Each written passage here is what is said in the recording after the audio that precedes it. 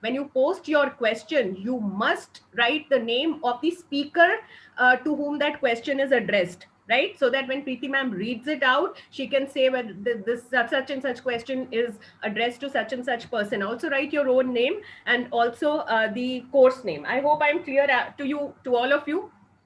And one more thing, beta, this is a conference and this is being shown live on YouTube and Facebook, etc. So please, no mischief. If you do that, we'll remove you completely from the proceedings, and also we'll take action against you. And first years have to be very careful about this. The BBA first year, right? Now, ma'am, you can play the corporate film. Preeti ma'am मेरे को host बना दो please. हाँ बना रही हूँ, 1 minute. I am not the host here. Nilima, I am not. Ma'am, you are on mute. You're not audible. Yeah. Hold on. Nilima. Yes. DN. Ma'am, DN. Yeah, I got it. I can't make you the host, only Arpana ma'am can, because I am not the host, I am a co-host. Okay. Arpana ma'am. We are already streaming live on YouTube. Ma'am, just a minute. Yes, ma'am, we are live on YouTube. So kindly take care of the things. You can put your messages on chat windows. Students, I am making myself very clear upfront. Anyone who conducts any mischief or tries to disturb the session, we will make sure that he is debarred from the exam and appropriate action follows. Am I clear? Am I clear to everyone? Yes, ma'am. Right, thank you. Arpana ma'am, audio is not coming.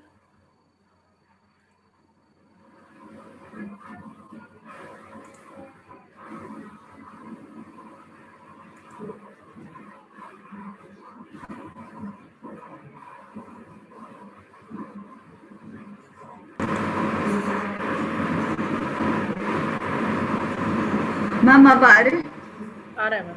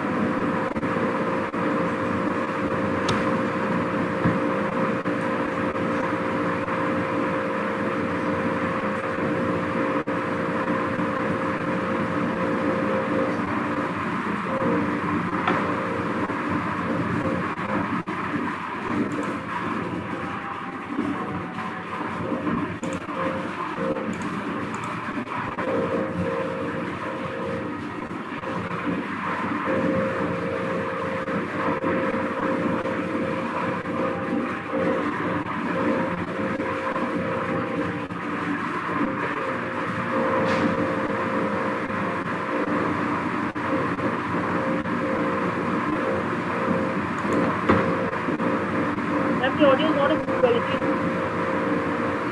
We can't hear.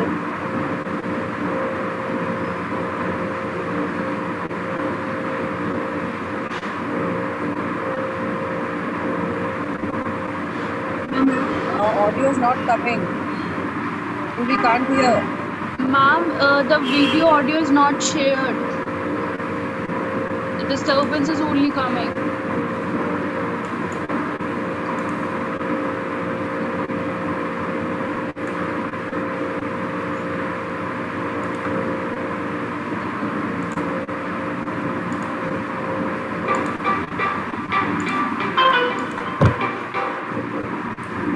हाँ मैं बोलूँ.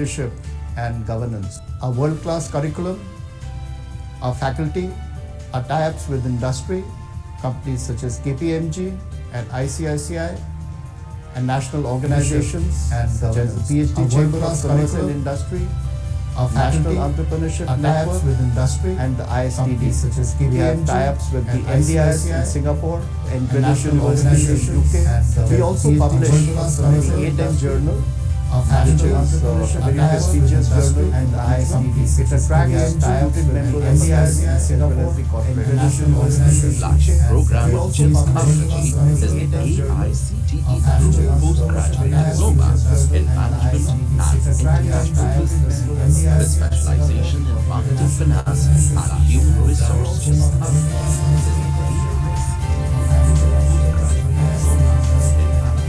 PGDM has been granted equivalence with MBA by the Association of Indian Universities, New Delhi.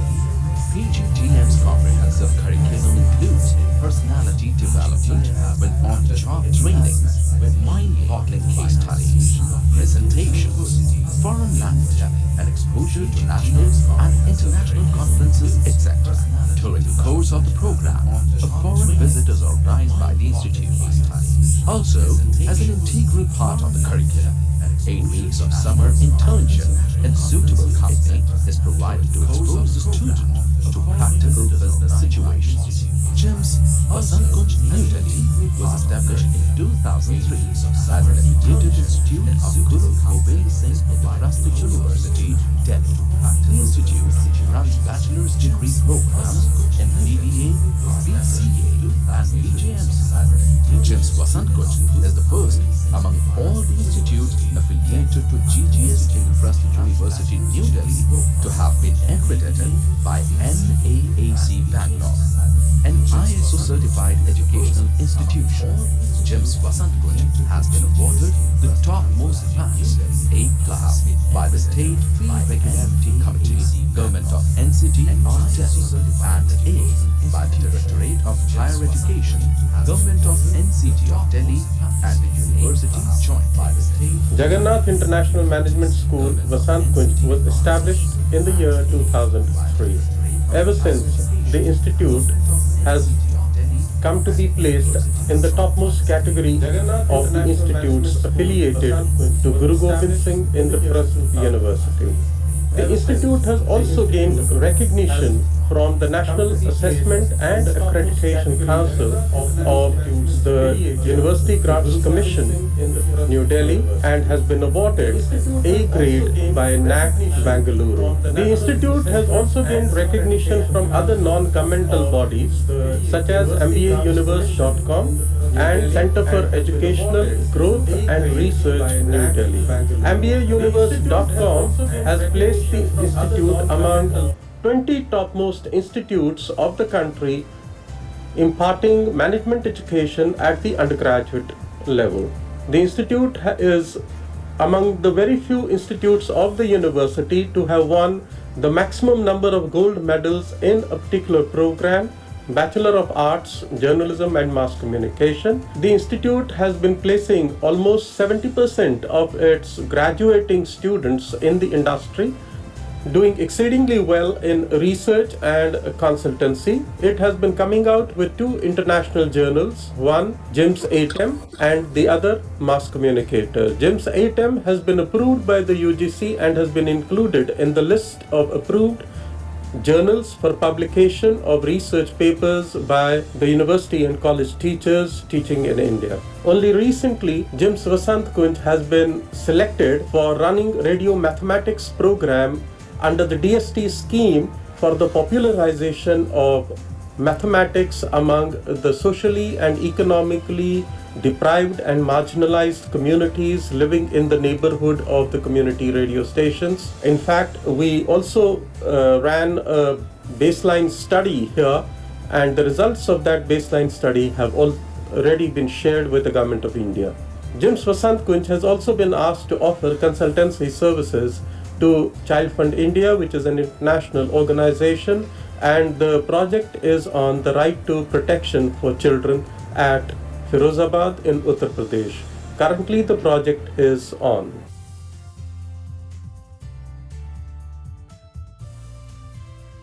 My name is Shaurya and I'm pursuing my BCA from JIMS Vasant Koch. JIMS has state-of-the-art infrastructure and facilities which help with both academic as well as co-curricular activities. JIMS Engineering Management Technical Campus at Greater Noida is one of the best engineering colleges in Greater Noida as well as in entire Delhi and NCR. It has well-developed campus spread over 6 acres of land, having all modern facilities and amenities. In addition to well-structured yet flexible curriculum, the institute provides ample opportunities to equip students with a strong set of competencies desired in today's hyper-competitive world. JIMS Greater Noida is a place where brilliant minds assemble and collaborate. JIMS Engineering Management Technical Campus, commonly referred to as JEMTech, is affiliated to Guru Gobind Singh Indraprasth University, New Delhi. The campus specializes in career-oriented undergraduate degree programs in management, computer applications, engineering, education, law, commerce, journalism and mass communication. We have Center of Excellence in Electronics, Electrical, Mechanical and Computer Science Engineering. We vision and mission to ensure future independent engineers who can escort India into a new horizon with a paradigm shift. Similarly, our approach to ensure legal advocacy in our barristers so that they will do social justice. We believe in transformation from liability to asset, and these future engineers proved this. They will host the flag of JIMTech at high altitude and bring laurels for the early birds who are aspiring to opt for JIMTech. The institute is constantly seeking collaboration with leading industries and preparing itself to impart education in cutting-edge technologies. Hi, I'm pursuing computer science engineering from JEMTech.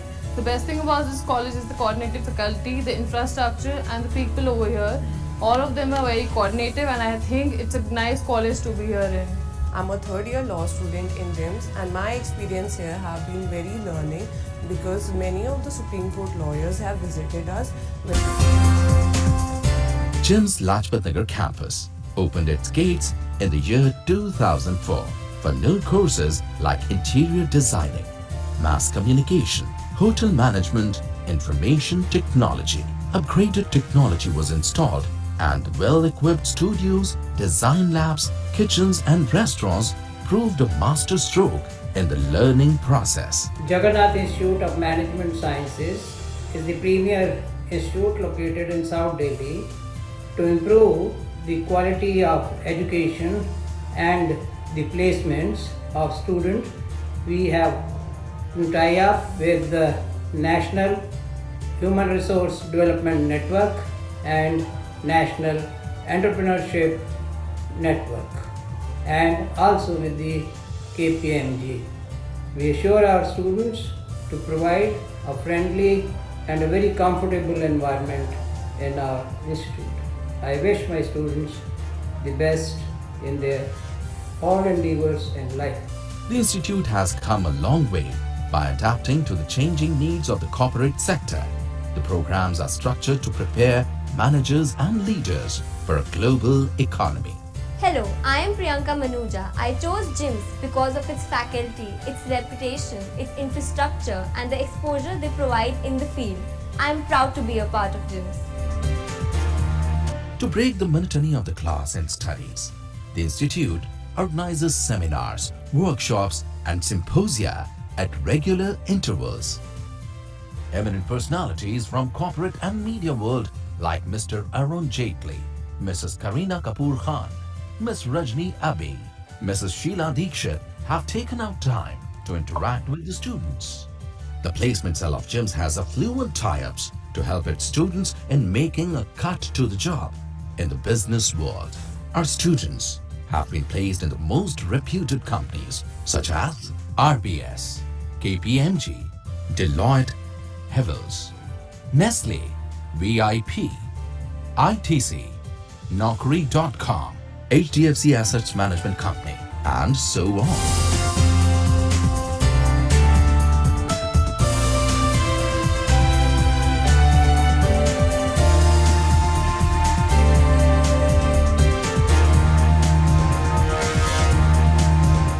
our alumni have certainly done us proud in the corporate world. My name is Nikhil Mehta. GIMS has groomed us through mentorship, live projects and various other corporate activities and prepared us for the final placements. I have been recruited with CBRE, which is the world's largest real estate advisory. I thank GIMS for the huge support and guidance throughout and making this journey a remarkable one. GIMS ensures growth in all the aspects. The most awaited Kshatir Dandiya Night showcases the talent of dance floor and rap. GIMS has been actively involved in various corporate social responsibility activities. Our focus areas are healthcare, education, sustainable livelihood, infrastructure, and espousing social causes. At GIMS, we truly believe that learning is a lifelong adventure that begins with the discovery of students' talents. GIMS is life for me. GIMS means quality. GIMS means confidence. GIMS is transformation for me. GIMS is better tomorrow. As the world revolves, we evolve at GIMS.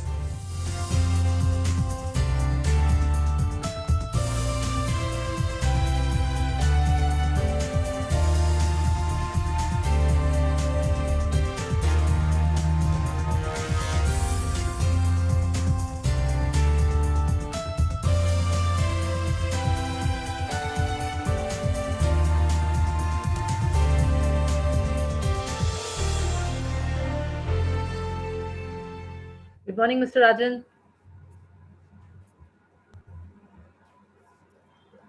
Hi, good morning. Good morning, sir. Good morning, Rajan, sir. Hi. Good morning, Dogra, sir.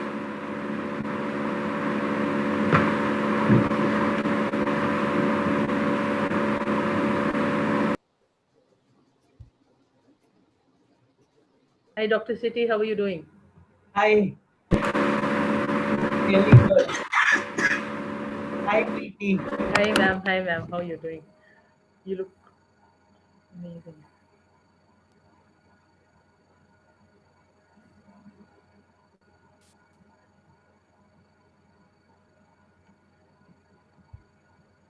Pari.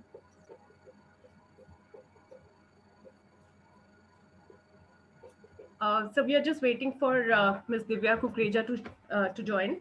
Just 5 minutes. Very good morning to everyone. I hope I'm audible to everyone. Ma'am, am I audible? Yes, you're audible, ma'am. Yeah, just 5 minutes. We're waiting for Ms. Divya Kukreja to join in.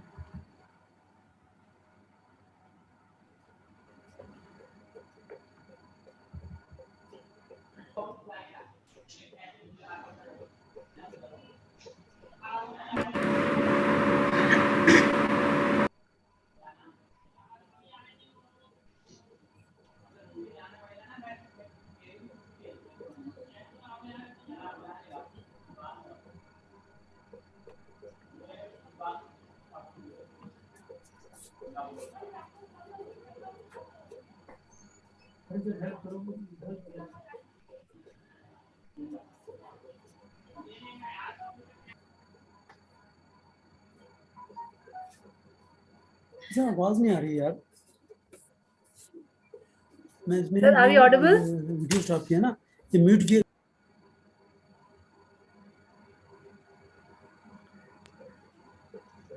मेरी आवाज नहीं आ रही ना क्या करूं Sir, we can hear you. Oh no. अच्छा Sir, we can hear you. इसी से करना पड़ेगा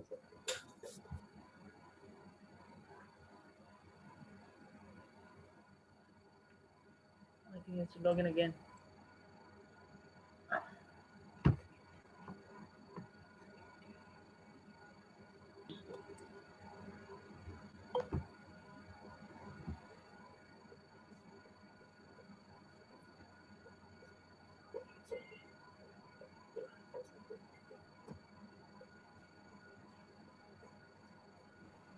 So can you hear me, sir? Hello, yes. Yeah. Okay. So just 2 minutes.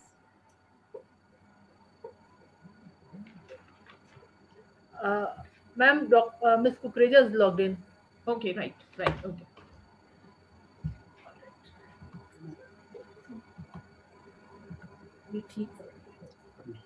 Good morning and a very warm welcome to our esteemed guest speakers, Director of the campus, Dr. Professor Satish Kumar Dogra, faculty members, corporate guests, research scholars, and students of Jagannath Institute of Management Sciences, JIMS Vasant Kunj 2, to this national conference on digital marketing and communication using artificial intelligence. My name is Gurneet Sodhi, HOD Management Department, and I'll be walking you through the conference presentations for the day. Now, something about the idea underlying the conference. This conference has been organized to provide an opportunity to the students to learn more about the exciting field of digital marketing, communication, and artificial intelligence. It would in fact be an understatement to say that the credit for the survival of businesses during the pandemic goes, without exception, to the wonders of computer science. Whether it is online teaching, selling, shopping, advertising, or giving access to the latest news to the people, computer science has lent its unrelenting support in this era of unprecedented crisis to one and all. Artificial intelligence is truly the technology that has now come of age. So much so that it is now transforming the future of digital marketing. Collecting data, analyzing it, and learning from it, artificial intelligence is truly transforming the digital strategies. Long gone are the days of pamphlets, hoardings, and billboards that screamed for attention from the faraway corners. Exercising a strong sway on the customer, the digital marketing campaigns are all pervasive now, employing a gamut of strategies to draw attention of the customer to the goods and services in question. A revolution of sorts that has caused a disruption is how it can best be described. Blurring the boundaries between imagination and reality, this technology has transported the world into a fairy tale land where the magic wand is the digital device in hand. It was a concept derided and mocked by a few till about 4 decades ago, appeared as a faraway dream to yet another few, and existed only in imagination of those who truly wished for the Midas touch. The wish of those yearning for its birth has truly been granted, with the promise of more to follow. The world is indeed eternally indebted to those fertile minds who have made the lives of millions convenient and easy by working day and night in their laboratories to perform this miracle. We hope you enjoy the conference that has been made a reality by the planning committee of JIMS Vasant Kunj 2. With these words now, I would like to take you through the profile of the institute that has been in the noble profession of higher education for over 28 years now. Ma'am, will you please share the screen? With a firm belief in the philosophy, better education, better life, Jagannath Gupta Memorial Educational Society, a non-profit organization, has been imparting high-quality professional education for more than 2 decades in Delhi NCR and Jaipur. Endeavoring to reach all those who nurture the desire to become competent professionals, the society today feels proud of its 6 institutes in Delhi NCR and 2 universities, one in Bahadurgarh, Haryana, and the other in Jaipur, Rajasthan. The story of the origin of JIMS dates back to 1993, when the sharp vision of its founders translated a dream into reality. Beginning with a modest number of students, the organization can today boast of its strength of more than 10,000 students. The credit for bringing this noble venture to life goes to our Honorable Chairman, Dr. Amit Gupta, who is not only an eminent educationist, an outstanding scholar, but also a keen sportsperson and a prominent philanthropist. He's had a brilliant academic career. He's a commerce graduate from the reputed Shri Ram College of Commerce, University of Delhi, and an alumnus of IIFT, where he did his master's in international business. His doctorate degree was awarded to him by GGS IPU. It is under his able leadership that JIMS Group of Institutes has made great strides and risen to rank amongst 20 best B schools in India. Dr. Amit Gupta is a member of many prestigious national committees of GGS IPU, NHRDN, AIMA, AIMS, and so on. He's been honored with many awards, including one of the 2000 Outstanding Intellectuals of 21st Century bestowed by International Centre, Cambridge, UK. Well, now it's time for me to introduce our respected Director of the campus, Dr. Satish Kumar Dogra, to you. Welcome, sir. Dr. Professor Satish Kumar Dogra is himself from the field of marketing and has seen the marketing landscape change and transform into something that was unimaginable almost about 4 decades ago. Believing firmly in the Darwinian theory of the survival of the fittest, he advises his students and fraternity to forever remain aware of the changes taking place in the world, adapt, upgrade, adjust in order to remain relevant. Regardless, however, of the magnitude of change he asserts, the basic tenets of marketing remain essentially the same. Creating a space in the mind of the consumer, according to him, is by far the most important and challenging task in the hands of a marketer. Before entering into the education line, with marketing as his area of expertise, he was with UTI Mutual Funds for 20 years. In the higher education field, he's worked with some of the most renowned names like Amity University and Ford School of Management. He's been with JIMS now for the last 17 years. He did his MCOM from the University of Jammu, MBA from Punjab University, and PhD from BBS Purvanchal University, Jaunpur, Uttar Pradesh. His last position with UTI was Vice President Marketing, North Zone, based in New Delhi. Widely traveled for various marketing initiatives within India and abroad. He's worked in various departments of marketing, branch operations, customer services in UTI branches in New Delhi, Mumbai, Chandigarh, and Shimla. His areas of expertise and teaching lie in marketing and business management. Thank you, sir, for taking out time to be with us today. I now request you to please deliver the welcome address. Okay, thank you, Gurmeet. Good morning to all our distinguished speakers, guests, faculty members, and dear students. In this conference today on digital marketing and communication using AI. First of all, on behalf of our institute and our Honorable Chairman, Dr. Amit Gupta, I welcome you all to this National Conference 2021. A special welcome to all our speakers who would be offering their views and perspective today. I welcome you all to this National Conference once again.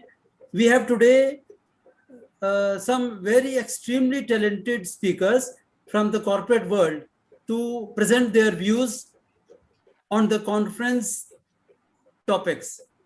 For the special benefit of our students, let me correlate the topic of today's conference with the marketing arena of most big companies. All of us are customers and need to consume a wide variety of goods and services. Marketing starts with identifying the consumer needs, and the marketing management is the process of planning and executing the conception, pricing, promotion, and the distribution of goods and services to create many exchanges that will satisfy the individual customers and also which will satisfy the organizational goals. Every company will have its own organization goals. And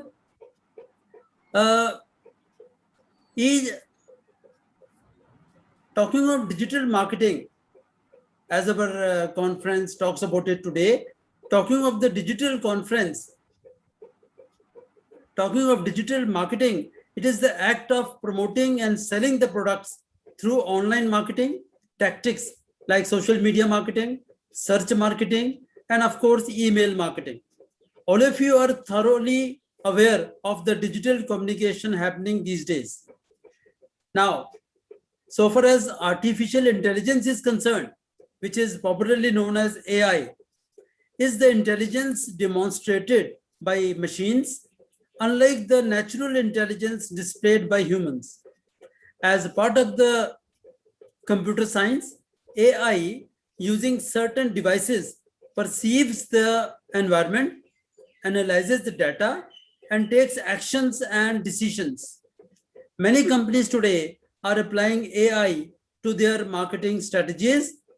Like, for example, Amazon. I'll only give one example because all of our speakers today, I'm sure, would be touching upon many examples to discuss with you and explain to you how AI works.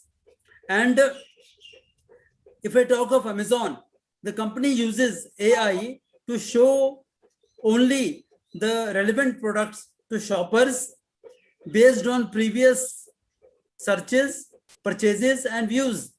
It increases the likelihood that a shopper makes an initial purchase or becomes a repeat purchaser. Our speakers today would be offering many more instances on this today's national conference, and I'm sure our students from all the courses would be benefiting in a great way when they will listen to all these speakers who are from different companies, areas, and they will do all explanation of their perceptions, their views, their discussions, and our students and our faculty members will be today having a golden opportunity of understanding the topic of the conference today in a much better way. I once again welcome all our speakers to this conference of today, and I wish they have a wonderful sessions today for all of us. Thank you so much. Thank you, sir. Well, that was really informative. Marketing is definitely unfolding the generic needs of the people, designing the product, and then supporting it with strategies. And today, those strategies are completely digital in nature and form, right? So I'm truly humbled to introduce our keynote speaker for this conference, Dr. Rekha Shetty. Welcome, ma'am. It's an honor for us to have you here with us today to share your invaluable experiences. We are all eagerly waiting for you to unfold chapters from your life and experience that will serve as our guiding posts in times to come. Once again, I feel highly privileged to have this opportunity to be face to face with you today, albeit virtually. Ma'am, anything I say about you will not really match up with your accomplishments. Yet, as is the custom, I would like to inform my audience about your initiatives. Dr. Rekha Shetty is the Managing Director of Farstar Distribution Network Limited, a unique consultancy company devoted exclusively to innovation and creativity under the brand name Minds Power. For the last 20 years, Farstar has been consulting assignments with some of the world's most major corporates on long-term innovation initiatives that involve everyone from the doorman to the chairman. Her daily blogs on innovation and happiness are widely read. She's an author, an entrepreneur, and an original thinker. She's written 11 books, most of them published by Penguin. A PhD from Madras University on the subject of innovation. Dr. Rekha Shetty began her career with a brilliant academic record with 2 university ranks. Her thoughts come from a deep study of many disciplines: management, sociology, psychology, economics, history, and spirituality, to name a few. She has a lifelong commitment to innovation and creativity in management. She has been consulted in successful turnarounds, new product development, and increasing profitability. Her long-term innovation initiative using 47 thinking tools helped in a steep increase in profits, reduction in costs, while improving customer satisfaction and employee participation levels. She's an innovation consultant to several blue chip companies. She's also popularly known as the corporate doctor. In her very first assignment in United India Insurance, she developed a nationally acclaimed advertising campaign. As Group Vice President of the Apollo Hospitals, She pioneered the concept of hospital marketing and health insurance. During the last 20 years, she has specialized in the field of creativity in management and developed her own management brand, Minds Power. Dr. Rekha Shetty has successfully integrated the Western thoughts with the Eastern ethos of creativity and innovation and left a footprint on life, as all of us can see. I would now like to invite Dr. Shetty to deliver the keynote address. Ma'am, over to you. Thank you, Gurmeet, Dr. Satish Dogra, Preeti Surya, and all the others who are here sharing this wonderful Monday morning with me to discuss and understand the meaning of artificial intelligence in our lives, particularly in digital marketing. It was the year 1997 when Garry Kasparov, the grandmaster of chess, played against Deep Blue. Deep Blue was a computer program based on artificial intelligence, which had studied all the different chess moves. And then it was playing with a grandmaster, Garry Kasparov. Of course, Garry Kasparov had a tough time defeating it. But since then, even grandmasters find it very difficult to play against the artificial intelligence of a chess program on your cell phone. You can, of course, play a variety of sports, games on the net using artificial intelligence. Bridge, for instance, which is supposed to summon up all the intelligence of human beings in playing, you can play against a program. Artificial intelligence has its roots many, many centuries ago. And we hear about artificial intelligence in the early, in the 15th century. And, you know, we hear of the bronze robo called Talos of Crete. But 100 years ago, robotics, the word robotics entered our language when the National Theatre in Prague, a great playwright, Czechoslovakian, Karel Čapek, created a beautiful play called Rossini's Universal Robots. That is the first time the word robo itself was used. And it has a Slavic root, which is robot, and robot means to work. And since then, of course, robots have entered our daily life. They are there everywhere, and artificial intelligence is there to stay. They say that artificial intelligence cannot include human emotion and intuition. But this may not continue to be true.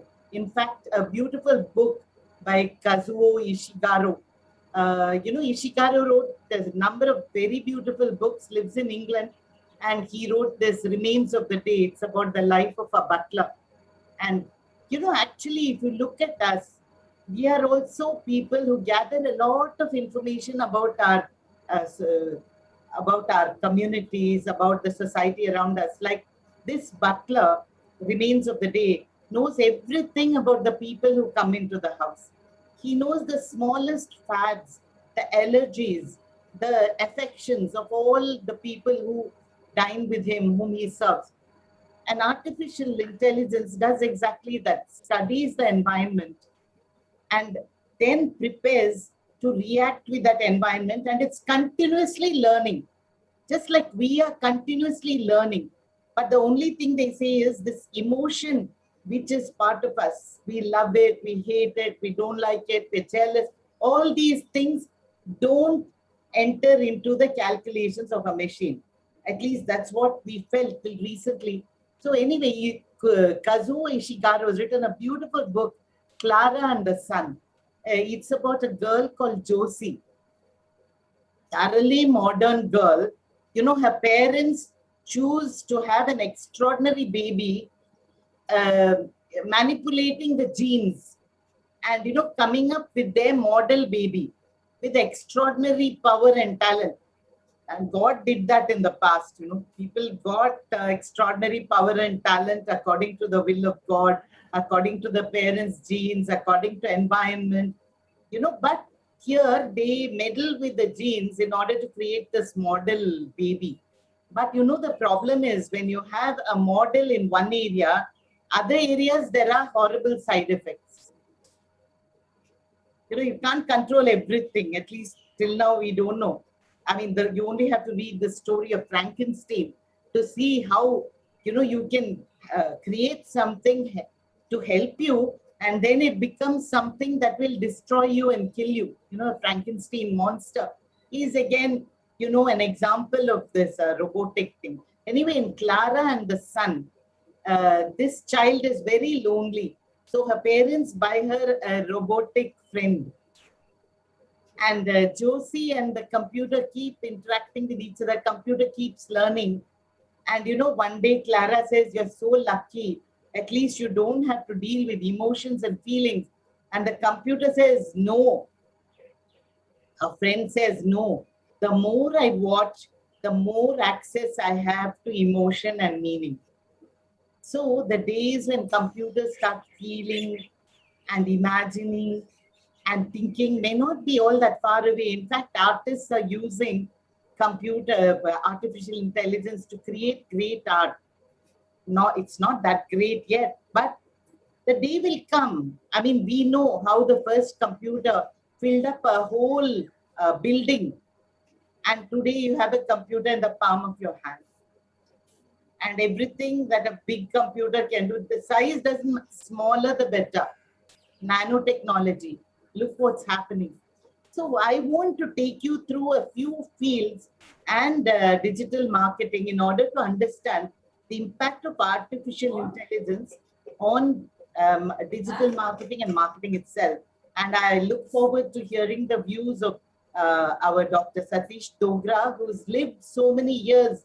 You know, the decades we have lived have been through different sorts of marketing, starting with newspaper advertising, where you needed a whole page to convince people. And today you need only 2 or 3 words on a WhatsApp message.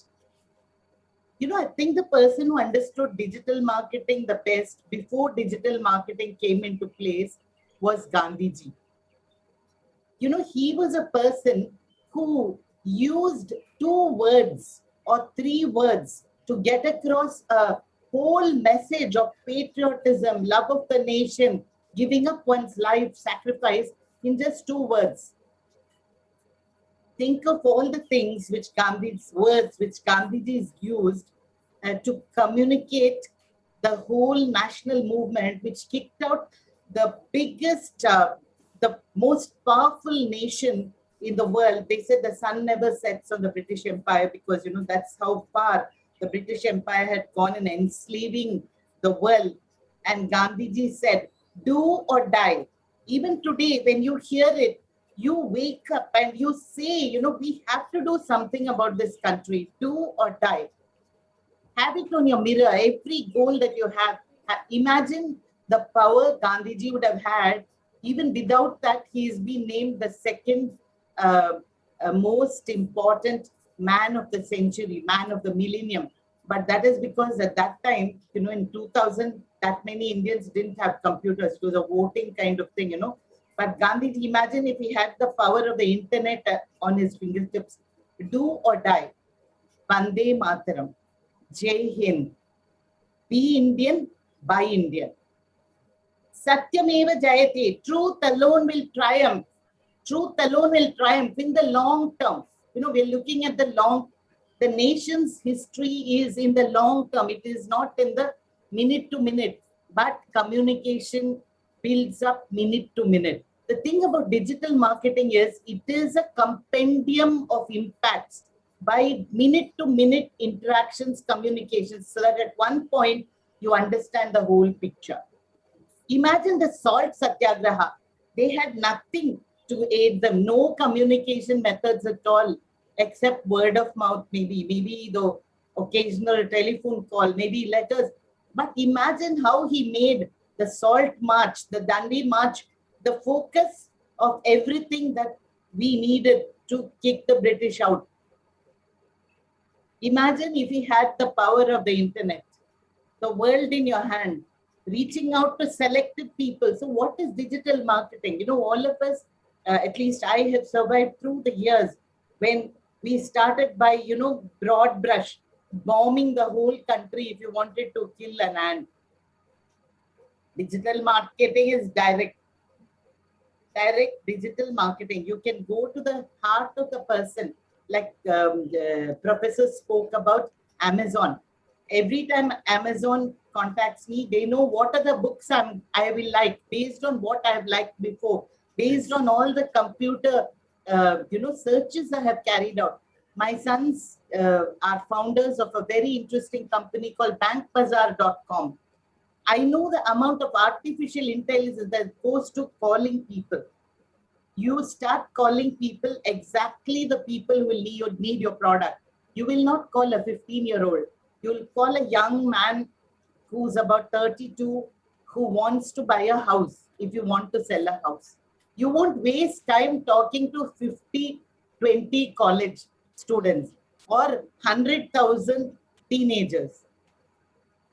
Imagine the impact of this on your marketing budgets. Digital marketing is something that is at the core of healthcare. As Vice President Marketing, a lot of digital marketing was done in the 7 years that I was with Apollo. But I'm very jealous of the fact that today we can talk heart to heart to each person for whom we do a checkup. A master health checkup throws up a variety of information about the human being's body. So treating that unique body with unique medicines, with a unique method of exercise, sleep, the amount of meditation, coaching a person to live 100 years, understanding more and more and more about him, because health is a composite of physical, mental, spiritual, as well as environmental well-being. Of course, it's more inward than outward, because each of us can control our own physiologies, our own emotions, if we know how to do that. We ourselves can become an artificial intelligence product. So coming back to understanding product. See, product, price, place, and promotion in digital marketing is as critical as in any marketing. So you take product. If you take product aided by artificial intelligence will constantly change. It will constantly improve. It will react to information that flows in from the market, from production, from finance, from every area, so that it constantly gets recreated on the run. So when professor says adaptation is the most important thing today in this time of extraordinary catastrophic change that COVID-19 has introduced into our world. So the product will become finer and finer, more and more suited, so that it is like talking, like a voice in my head, which talks to me soul to soul, almost. So that is what Amazon is doing, and look at what Amazon has achieved. They have created 4 lakh jobs at a time when people are being thrown out of jobs. Artificial intelligence can make our economy strong and powerful. Product price. See, the price of the product will go down once you understand your customer perfectly and you sell, in the right numbers. Once you are able to sell a product in huge numbers, imagine the cost of a computer about 30 years ago, and imagine the cost of a computer today. Prices will come down the more and more we understand. And of course, access. Today, because of digital marketing, we have direct access into the homes, into the hearts, into the minds of our customers. And not only that, we're able to listen to what they're talking back to us. And this is a fantastic thing. Access into homes, into hearts is something that can recreate the kind of products we have. Instead of selling a lot of worthless products because we want to make profits, we'll now have products with the customer intimately needs at mind level, at soul level, at heart level. So selling will become something that is almost organic and evolutionary. And of course, place. Place has been totally revolutionized by artificial intelligence, digital marketing and delivery. I don't have to go anywhere. I can sit at home and get anything I want in the world except mother's love. I mean, if your mother is with you, it's okay. But if you put her in an old age home, then, a little difficult. You will not get that. Digital marketing has erased distance. It has meant the death of distance. Digital marketing has made your home the center of everything, which brings us back to Alvin Toffler. Now, Alvin Toffler in the 70s spoke about this. He said the Industrial Revolution dragged people from their homes to be sacrificed on the altar of technology. Today, the reverse process has been accelerated by COVID-19. We are now in what Toffler spoke about, the electronic cottage.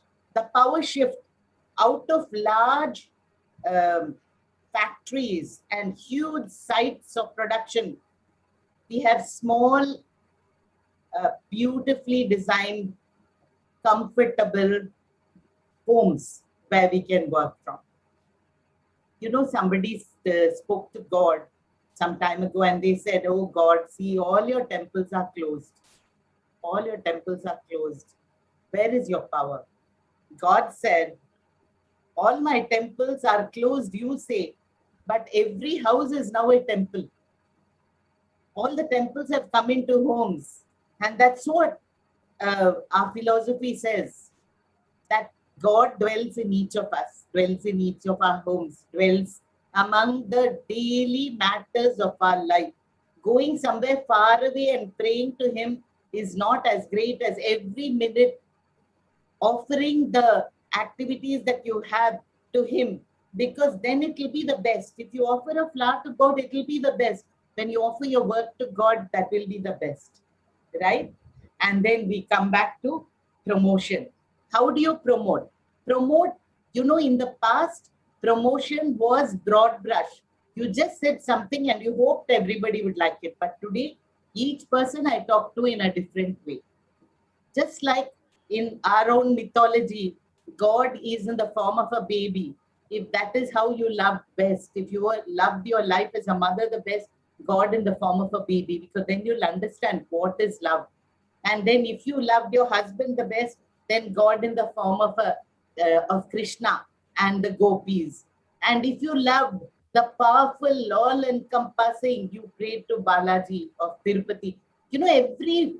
Every person had the form of a God whom he could see, whom he could love on a very personal basis. And this is what digital marketing is in the 4 areas of product, price, place, and promotion. I would, of course, like to spend some time talking to you about services marketing. There's no time, but I will just mention one thing. When you talk about product, you don't talk only about the physical product. You talk about all the intangible things attached to that physical product. I think it is best demonstrated in service marketing. Like where I worked in Apollo, if you are getting a bypass surgery and you can get it free in a government hospital, you still will not want to take that free surgery. You'd rather do it at Apollo. Why? Because of a concept called consideration. Not only the money you pay, but also the inconvenience, the lack of safety, all the different things that make it inconvenient. So consideration. So if the price is very high, but consideration is very low, then you go to a person who is going to make sure you're going to survive. and you will not bother about the price. So this has great impact for companies, because then you can increase the price to a large extent, because people are more worried about safety. They're more worried about excellence. They're more worried about the doctors. So consideration. So I would like to think through this whole thing where, you think of a machine who becomes your friend. Of course, our WhatsApp is almost a friend. Every morning, first thing your hand will go to the WhatsApp. What have all my loved ones said? What are the great thoughts and ideas that I receive through the WhatsApp? See, if it is used correctly, everything will be a great benefit. But if it's used wrongly, then anything can be bad. Food is good. Food is what builds your body. Food is the fuel of your mind. But then if you eat too much, we all know what happens, and especially during COVID-19, we know what will happen, right? What has happened also. But I want you to become a student of yourself first. Use your computer to record everything about your family, about their likes and dislikes, about their health, about what suits them, what doesn't suit them. You can build up your own artificial Siri, your own assistant. Your own assistant who will coach you through this life, which I hope you live a long and beautiful life. You can build your model life using the artificial intelligence now at your own command. And so I come back, ladies and gentlemen, to this wonderful topic of, can artificial intelligence improve our lives? Yes. Can artificial intelligence destroy our lives? Yes, it can. So whether you want an angel or a monster depends on how you use it. Thank you very much, and God bless you as we go through this very developmental process of understanding the evolution of life on Earth in the next few years, as accelerated by COVID-19. Thank you. And God bless. Thank you so much, ma'am. That was extremely useful and informative. Every house is truly a temple today. From the world of virtually no means of communication during British Raj to the time, at that time you only had the print form to convey our communication or messages. We've been transported and ushered into a world of magic, miracles, and wonders. And it's definitely transformed the way people are living today, and it's transformed the way businesses are being conducted, and artificial intelligence is truly a magic wand in our hands today, and we can definitely build a model life. And thanks for that very, very informative keynote address, ma'am. I've been a little skeptical of information technology, and I've been apprehensive about using its various tools. But after listening to you, my perspective towards this has changed. Thank you so much, ma'am. Well, it is time now for us to move further in the conference. It gives me immense pleasure to introduce to you Ms. Divya Kukreja, General Manager of Marketing with Tops Foods Limited. Ms. Kukreja is a marketing strategist with a watchful eye on markets and trends. She has been designing and successfully running marketing campaigns for industries ranging from FMCG, foods and spices, cosmetics, and telecom. Ms. Divya is a professional with a winning streak, with a knack for turning markets around for the organizations she has been associated with. She's an expert in marketing strategy, communication, product, brand, and media management, and has worked with some of the most renowned brands like Jagatjeet Industries, Catch Foods, Gitanjali Jewels, Tata AIG General Insurance, Samsung India Electronics, Ballarpur Industries, Avon Beauty Products, and Lakshya Parker. She is presently with Tops Foods, where she's once again spearheading the division with a well-designed and smart marketing strategy. Ms. Divya did her MBA in the area of marketing from International Management Institute, New Delhi, and BSc Botany from University of Delhi. Great scholastics with a rich harvest of experience gathered in 15 years. We now invite Ms. Kukreja to share her insights about the field with us. Over to you, ma'am.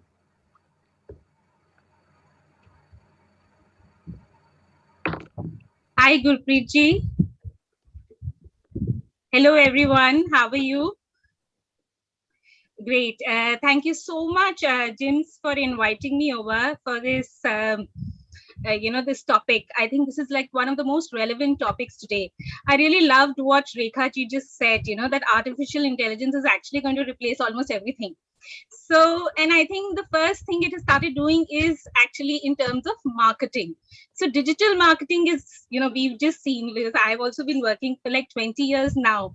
When I started working, it used to be newspapers, then it became television, and today it is digital.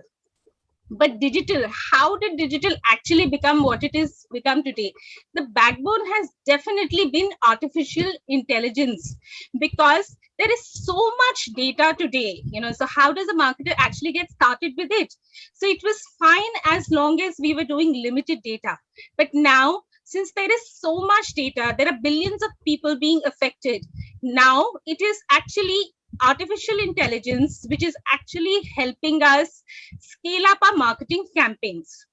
So I would also like to, since we're going to be touching about artificial intelligence has touched upon in a lot of ways, but today I would like to touch upon how artificial intelligence has made a difference in digital marketing, and how as marketers we are able to do things in a fraction of cost which we were doing, and also with a lot of accuracy.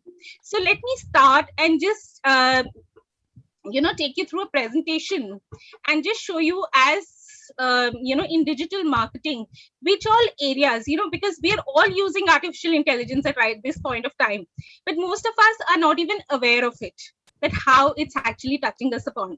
So we're using Facebook, there are various tools, we're using Instagram. So let me just touch upon that how things in digital marketing have changed with artificial intelligence. So I would like, with your permission, to take you through a presentation, if that's fine. Okay.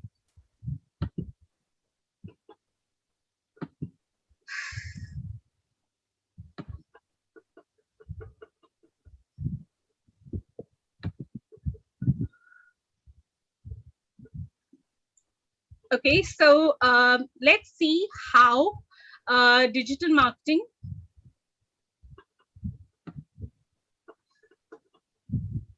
So let's see how digital marketing has enhanced the consumer experience as far as, with AI it has. Okay, so I'll just take you through.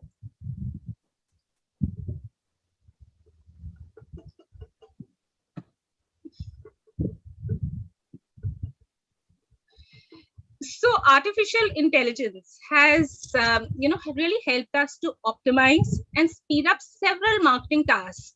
So as I really said, that what is happening is that there is a lot of marketing in terms of data, which is actually there in terms of purchase patterns, in terms of behavior of the consumer, where all the consumer is going, what time he's posting on the internet. Now there is a lot of data, but how do I handle so much of data? So for that, I need is artificial intelligence.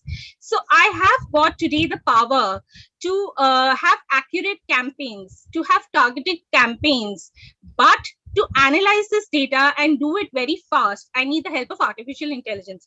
So the consumer journey has really changed with artificial intelligence, and let's see how. So how does digital marketing connect with AI? So as I said, we're dealing with SEOs, keywords, social media, content, and email. So all this requires that we reach out to the target group, because there are too many users right now. But how do I know who is, if I know who is my right consumer, I need to reach out only to that set of people who are actually going to purchase my product. So for that, I need the help of artificial intelligence.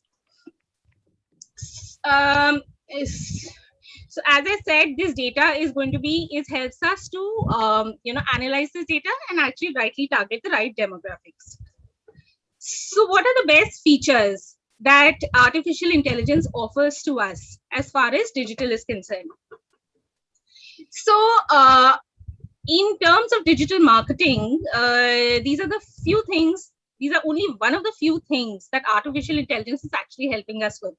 One is content creation, conversational AI, segmenting of the audience, predictive analytics, personalization, paid ads, sales forecasting, dynamic pricing, and recommendation engines.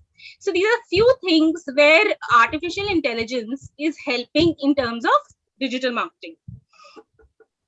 So what is content generation? So if you really see today, yesterday I needed to go to a copywriter who used to write copy for me. If there was a news article, it would take some time for them to write, and there used to be deadlines, and then, people would work overnight and then work on it. But today things have really changed. So in fact, today, if you want to do like an article, there is actually going to be, there is content generation, which AI tools can actually do. And once you put in the keywords, etc., and you put the information, the article will be actually be written as a human would actually be doing. Not only this, we at marketing are also using in terms of copywriting. Today for Facebook has tools where actually you can just, put your ad and actually it will generate copy for you. So there is, things which were actually taking a lot of time earlier. The time has got like really, because time has become very important. So if there is some news which is broken out, I really don't have to wait anymore. I can just put in, and in a minute, I'll have the data with me. So that's how, because the world is really changing right now. It's very dynamic. So to meet this dynamism, AI has really helped us. We've all been, through websites like IRCT, Make My Trip, e-commerce stores, etc. And whenever we go into a website, we have a chatbot, as in a personal assistant who comes and assists us. So this is much better for us, because what happens is that I need to get in touch with a customer service person. First, I will dial a toll-free number. I'll call up the person, then I'll wait in a queue, and then I'll, get an answer to sometimes I may get an answer, sometimes I may not get an answer. But however, this thing has been changed with chatbots. And, so what is happening is 24 hours, somebody or the other is available for me. So if I'm booking a ticket of IRCT at 12 in the night, there is somebody definitely there to assist me. There is also, we've all been using voice search. We've all used Amazon Alexa. We've all used Apple Siri. We've all used, so all these things are also AI. So today I just have to say, Alexa, play this song for me. And it happens. So what is that? So that is how, that is the kind of level, artificial intelligence has gone. But that's not it. It's really getting very advanced as we are going. So these are some of the things that we've seen. But if you see, there are new generation of assistants which are actually coming in. There's something called the IBM's Watson assistant. Now, what does that actually do? IBM Watson, it says, even actually goes one step further from what a digital assistant can do. It is actually an AI which is almost capable to do the work what a human can do. It can actually create experiences, like experiences for you. So there is a company called North Face. So what it does, it uses a bot to recreate your shopping experience. So for example, I go to a store.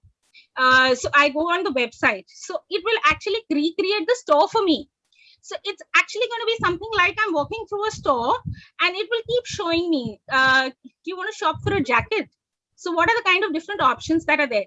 So sitting at my home, I'm actually going to get the experience of walking into a store and actually picking up a jacket. So this has only been possible with AI. So even the pandemic has shown, that it is, so things, maybe I can go to an Amazon store, but it will not give me a walkthrough experience. But these chatbots are actually giving people the experience of walking into a store, which is the kind of virtual experience that is being offered to people. So there are a lot of things that are getting replaced. And I think there is a lot of convenience and there is a good consumer experience that is coming in. Now, as I said, so for every marketer, I think one of the most important things happens to be ROI. So whenever a marketer is there, we are always questioned on what is the return of income. So earlier we used to do television ads, and we would do the media planning, and then after that we would carry out research and see that how many people really saw my ad, what is the frequency. So there used to be a lot of time lag in it, and we were not even sure whether we were reaching out to the right target audience. So there would be only these 3-4 parameters on which we could just segment our target audience. So we would just say that okay, this is the age, this is the gender, I needed to be maybe by location, metro, non-metro, etc. But there were only a couple of parameters where I could segment, and this is the beauty of digital marketing. This is the beauty of AI, which has actually helped that today we can actually do very targeted marketing. So for example, there is if I'm doing like a segmentation of a person with a garden or a bungalow, okay, or this is the kind of segmentation I've offered, but that person may not have any interest in gardening. But as somebody, as a marketer, how do I really find out whether that person is even interested in gardening, and how do I even offer a land mower to him? I may be showing on my television set something like, these are the child services which are available. These are the babysitter available. The person who's actually seeing the television ad or the ad may not be even person who's actually even a parent for that matter. So, for a marketer, it is extremely essential not only to reach the right people, but also who have an intention to purchase. Because my efforts or my marketing spends go for a waste if the person does not even, is not even considering, a product like that. So it is extremely important. So this has really happened with us that today, we can actually do segmentation, not only based on age, location, gender, interests, but we can actually layer down the data. So which is also on your past behavior. What has been your purchase pattern? What are your interests? What are your characteristics? So this kind of layering and getting into data has only been possible because of AI. So I'll just take an example of Facebook. How does Facebook do it? So Facebook today actually knows not only the data that you enter into the site, while what is your relationship status, what is your education, etc. It also knows things like where are you purchasing from. It also knows things like what type of phone you own, where do you shop, what is your car registration number, what is your browsing history. So that is the kind of tracking it does for you. And then the more layering you do, the more accurate you can be in terms of your targeting. So how does layering really work? So what keeps happening is like this is a burger. So the more layers so I may be someone who just likes cheese and I like this thing, but there, I may be catering to a larger, bracket of people. But there'll be somebody who likes, leaves in it, somebody who likes, something more added to it, oregano added, somebody doesn't like. But as the more specific I start, the more layers I keep adding, my audience starts getting much smaller. So sometimes people may say that, okay, but why don't we, cater to a broader audience?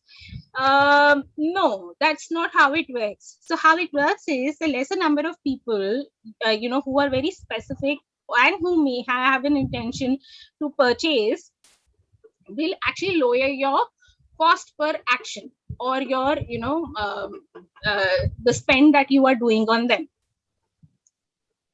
So not only are we targeting, we are also doing something called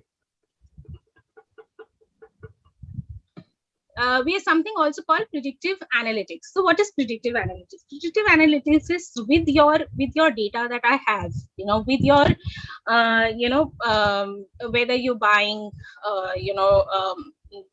what is your past pattern of purchase? Do you buy just occasionally, or are you a regular buyer, or do you buy only on a discount? So all that data of how you are doing it is used to predict whether you will be able to make the purchase. So if I have an idea that you are inclined and you can make a purchase, I will be able to target my campaigns much better. So if there is somebody who, on a discount just leaves you, drops you and goes on to another brand, may be of little value to me. But a person who once used the brand and has tries to stick to a certain brand and is a brand loyal person will be a person which is more interest to me. So I will try to focus my attention on those kind of people. So this is what is called predicted by your consumer behavior. We can actually predict that what kind of customer that is. He could be an occasional customer. He could be somebody who's there for a lifetime with you. He's somebody who's going to drop off a hat, drop a brand, move on. So it actually gives an idea of the customer life cycle and also the kind of activities that one can offer. For example, if there is somebody who buys regular makeup, she's going to the office and she's buying regular makeup. So that is somebody who's a regular customer. But there may be somebody who just buys occasionally. She just buys in the festival season. So I will, during maybe like, Karwa Chauth or Diwali, I will maybe make a seasonal offering to her and maybe send her like a discount code or maybe make a special campaign for her. So she's a different kind of customer. Whereas a customer who's like a regular customer who's probably going to subscribe to my services, I will give her a different kind of an offer. So for me, predictive analytics will really help me to become, to have a different campaign depending on the life cycle. If I want to upsell, if somebody's bought like, somebody's bought a lipstick, I can even send an eyeliner to that person. So depending on what your past behavior is, AI will predict the data and a marketing person can use the data to for their own use. Now, what is so it not only so since we are now targeting, we have content, we have prediction. So now I can also personalize my content. So there are lots of websites, the moment you go and you are serving. So depending on your profile, like if you go to Make My Trip, the moment it will see your gender, profile, etc., or what kind of a traveler you are, the website has the capability to customize itself. So I may be someone who's looking for a luxury property. So I will get all the luxury offers which are there on it. So depending on my past behavior. So today it has actually become to that kind of an extent that everything can be personalized from your website to your app. So depending on whatever is my history, my emails can be done, my digital properties, everything can be personalized as per the behavior or the buyer's journey. So we can have multiple campaigns. So there may be like a customer who comes, buys a holiday, like in Make My Trip. Make My Trip actually tracks, since everything is online. So Make My Trip actually tracks is like there'll be people who will actually go to the payment gateway of the offer and of the holiday, and then they may not purchase. So what does one do? One actually goes and actually gives that consumer an extra discount code is sent to that person. So that's the kind of personalization level you can do. Then what happens is, like in Catch, somebody has registered on my website. All right. So now I want that person, I will personalize I will send her and probably she was looking for a cake over there.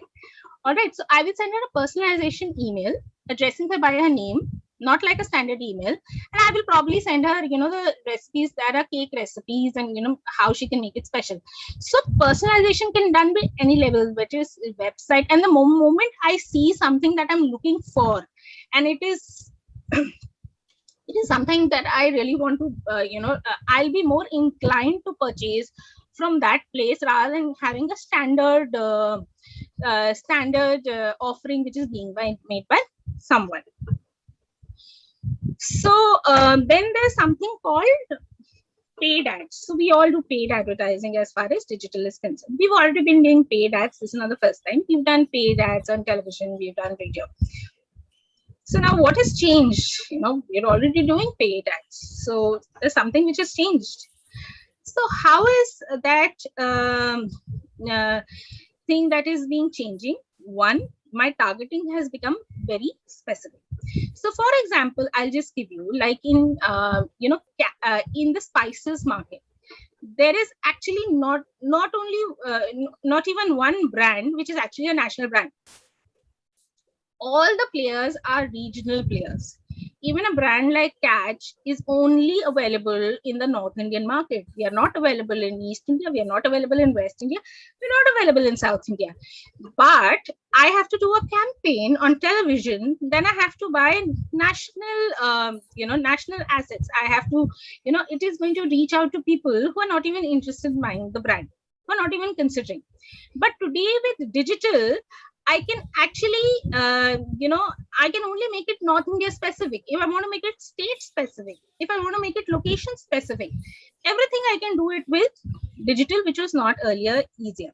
So now what is happening in terms of paid ads? So one is my targeting has become very specific. There is no wastage of, inventory which is happening. And then of course, there is now what is also, now I have, I've made an ad. Okay. Now I've made a certain creative. Now what happens on digital is I run the ad campaign. Earlier also I used to run it on television. But on television, by the time the data comes to me that who is seeing it, etc., it is very late to change the creative. Now what happens in, there is something called programmatic ad targeting. Okay, so which is basically we keep optimizing our campaigns. How do we optimize these campaigns? Now, what we keep doing is that I've run a certain creative.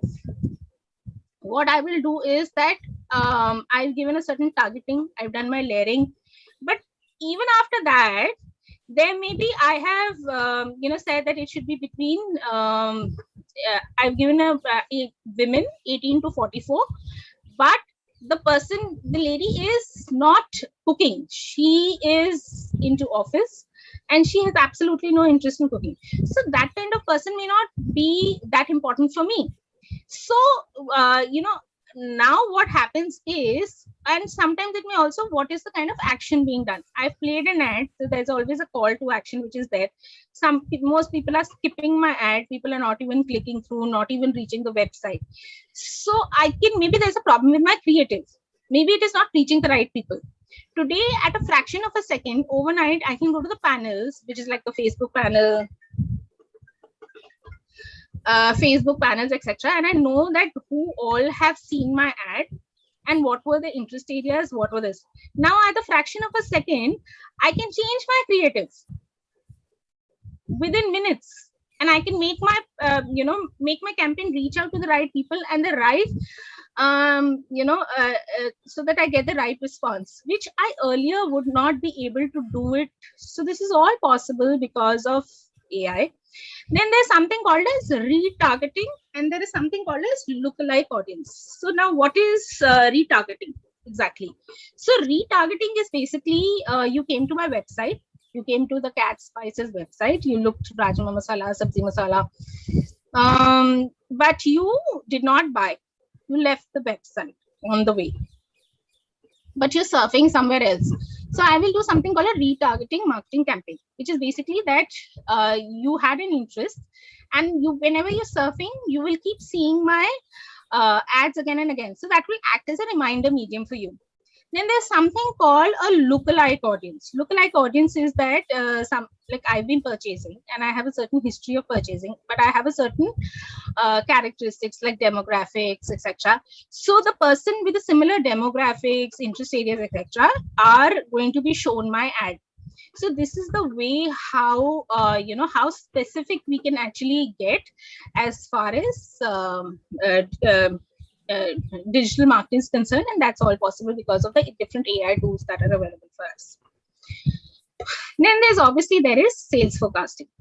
So we've all seen, like I've been, you'll find this, maybe I'm interested in buying so today I can predict the sales data, the trends, the patterns, what are going to be the upcoming, events, product demands and sales, etc. All through AI can be done. There are other things which actually, in terms of forecasting, where actually AI is helping me. Now, supposedly I'm a real estate developer. I have, maybe I'll just take the example of Ajnara. So Ajnara has advertised its flats in Greater Noida. I go and they have a small lead generation form and I fill in.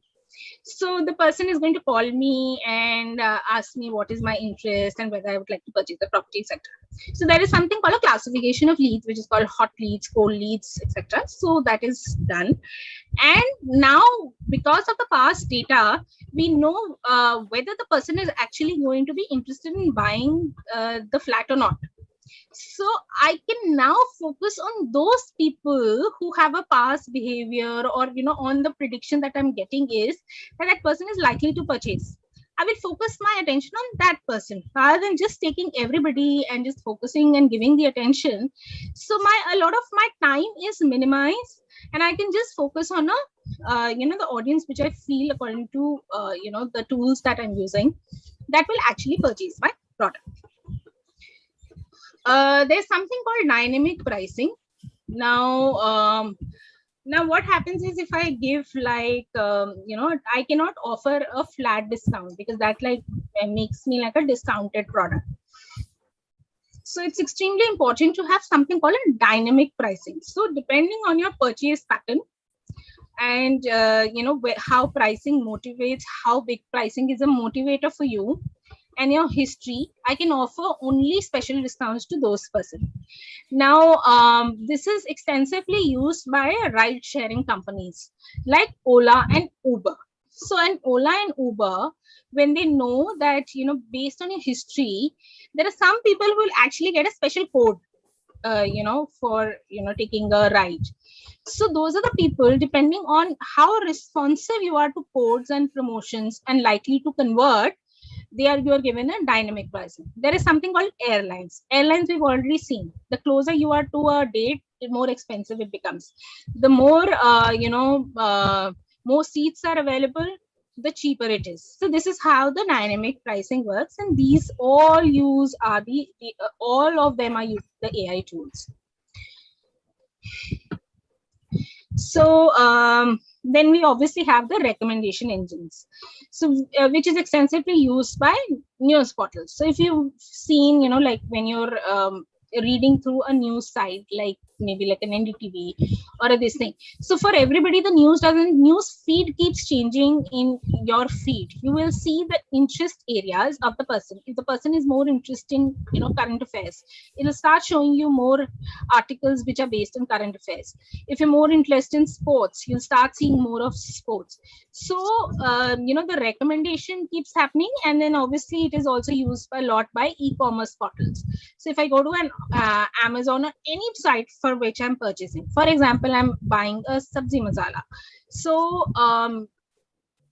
in the bottom, I'll start getting these recommendations that why don't you consider rajma masala or this thing. So the recommendations start coming in.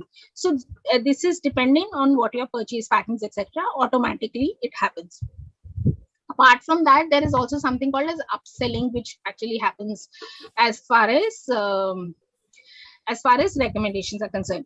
So for example, there is something called collaborative filtering. So if I've had like a similar interest, if I'm somebody, so it'll say the people who bought an Avon lipstick are also likely to buy another Avon eyeliner along with it. So depending on what has been the purchase pattern of previously people, a recommendation goes. That is called collaborative filtering. Then there is something called content-based filtering. So if I'm buying a lipstick, I'm also going to buy maybe a mascara along with it, or maybe I'm also going to buy a blusher with it. So I'll get like 2-3 options depending on the content, that what actually goes along with what product. So these are called recommendations, which actually help you to upsell or maybe cross-sell, and that's how it works. So as a consumer, I go through various journeys of buying a product. So it starts with the awareness stage. So I have a certain problem and I'm looking for a solution. So by optimizing my content, by using my voice search, by using chatbots, etc., I can and giving personalization, personalized offers, personalized content, I can actually help him identify my product. Okay, so I can actually come in his awareness set. Then I have to get into his consideration set. He has to consider me for purchase. So there I'm going to use solutions like remarketing ads. So that is where AI will help me. Then I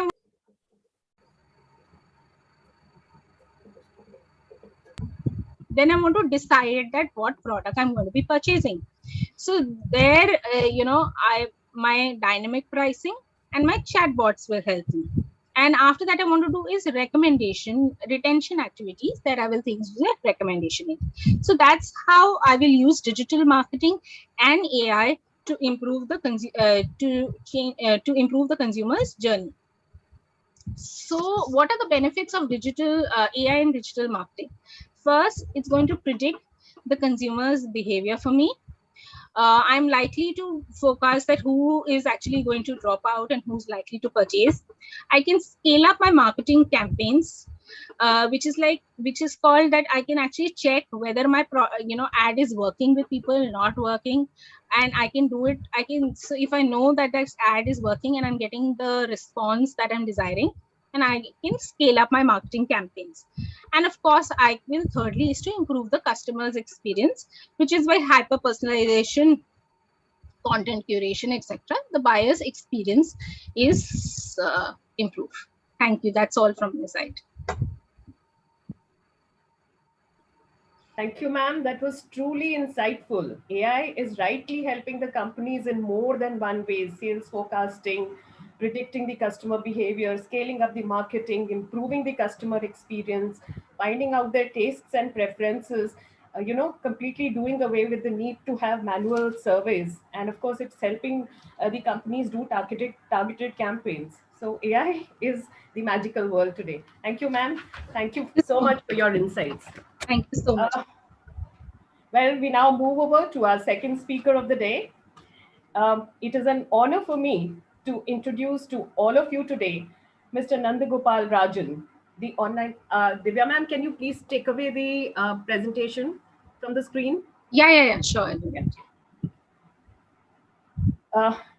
Okay, it is an honor for me to introduce to all of you today, Mr. Nandagopal Rajan, the online editor of IndianExpress.com.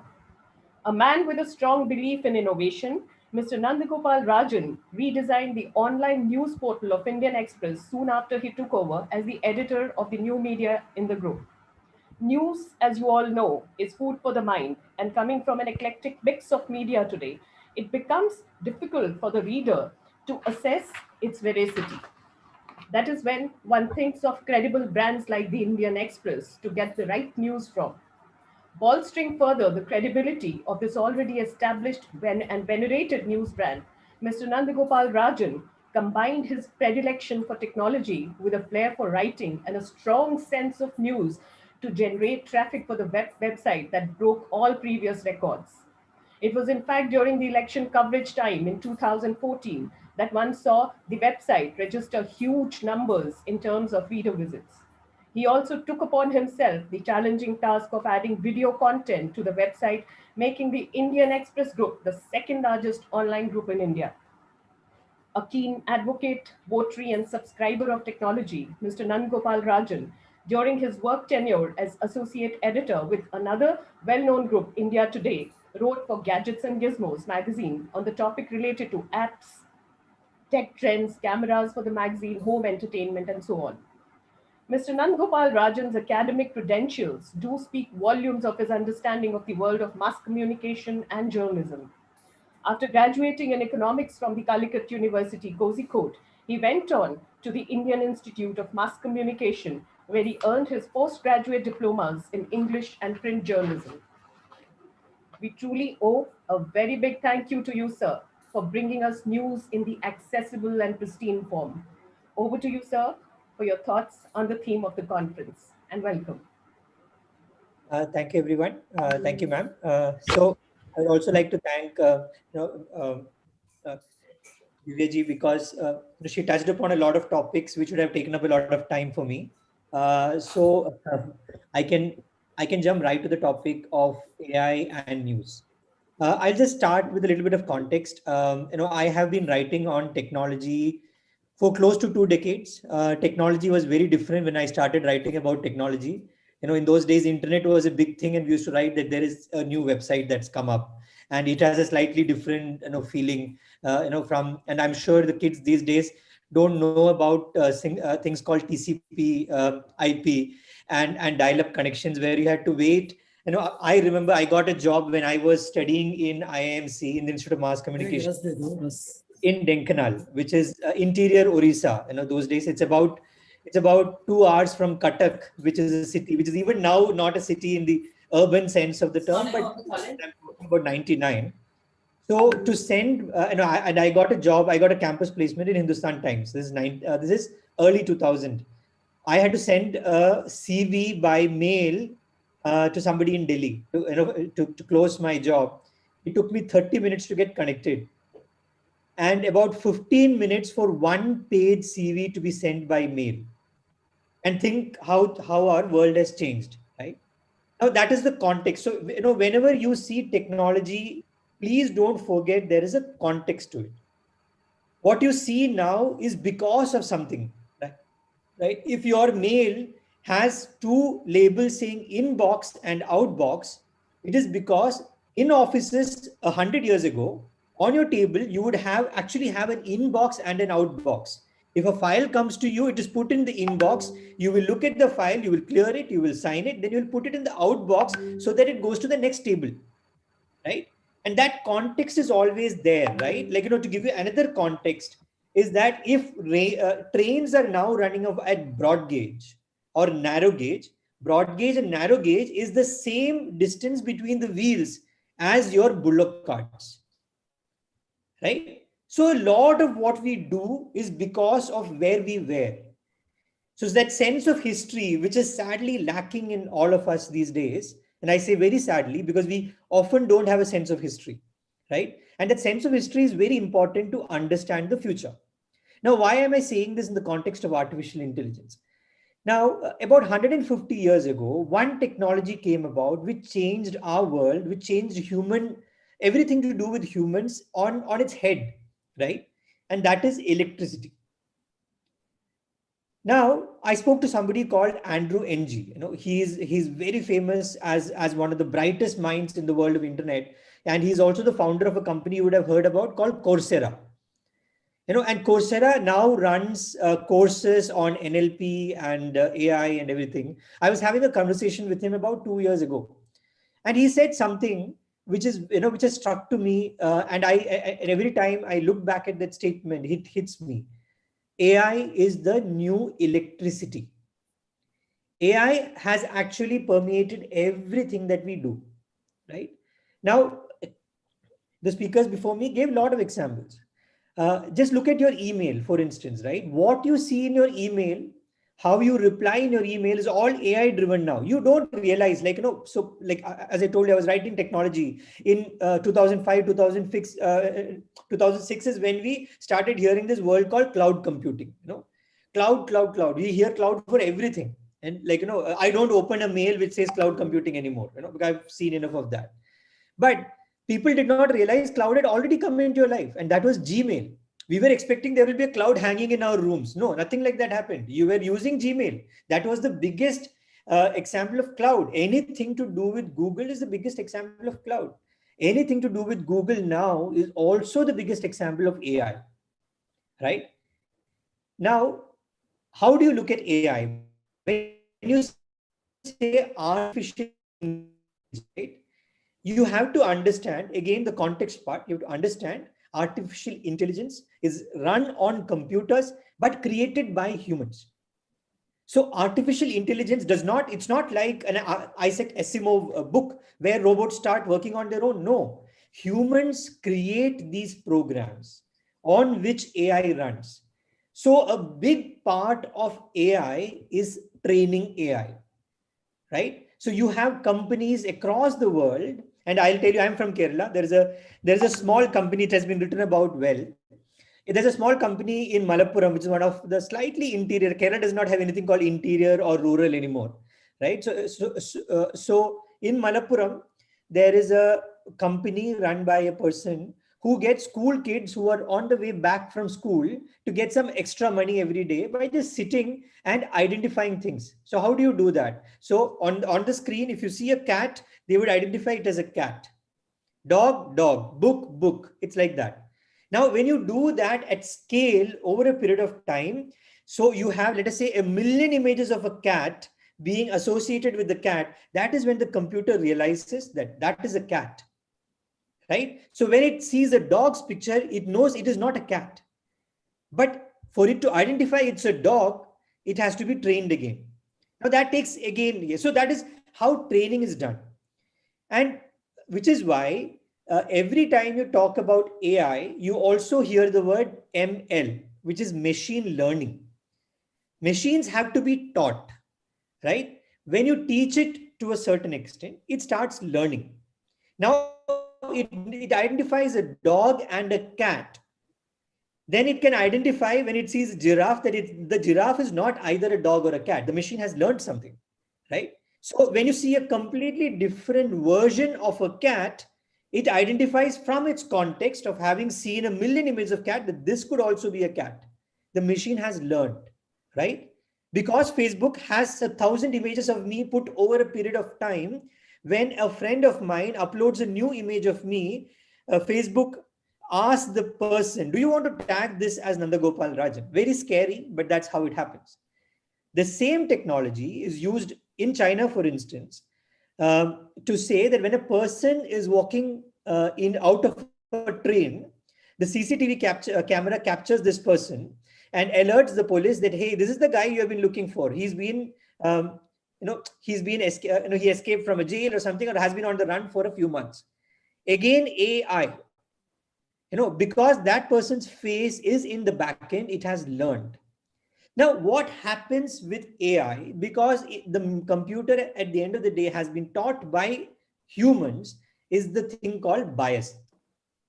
So if I have a bias, right? If I like South Indian food more than North Indian food, my bias is also going to come into the training I have imparted to the computer. And that's a very simplistic way of putting it, but the bias is a big, big issue. Right? Now, why am I talking about bias? Bias becomes a very big problem when you are handling news, right? I'm sure you don't think there is a version of news without bias, because you hardly see any version of news without bias these days, right? You switch on TV, there is no news, there is only views. Being a journalist, I stopped watching TV in 2014. And that has helped me maintain my sanity. Right? My mother calls me from Kerala saying that I see people are dying all over Delhi. I tell her situation is quite bad, but it's very easy for TV to just show you one news clip again and again and again. It does not mean that same people are dying again and again and again. Right? So, that it does not give you the context. What newspaper gives you, for instance, is context. A story is part of 100 other stories. TV does not give you that context. TV tells you as if nothing has happened. The reason could be that in that channel, everybody is unwell today, or nobody's come up, only one person has come. So he's put that one news and he's talking the same thing, like on loop, right? But it does not give you the context. Now, the problem that creates bias. It might not be intentional, but it will create bias, right? So we have in the media in India, there is something called the Noida bias, or the New Delhi bias. I don't know how many of you know about it, because every channel is sitting in Noida and Delhi. They will say, "Sare desh mein." अरे आप चेन्नई जाके देखो, सारे देश में कुछ नहीं होता है, right? I run Malayalam, I run Tamil, I run Bangla websites. These are different. The psyche in those parts of the country different.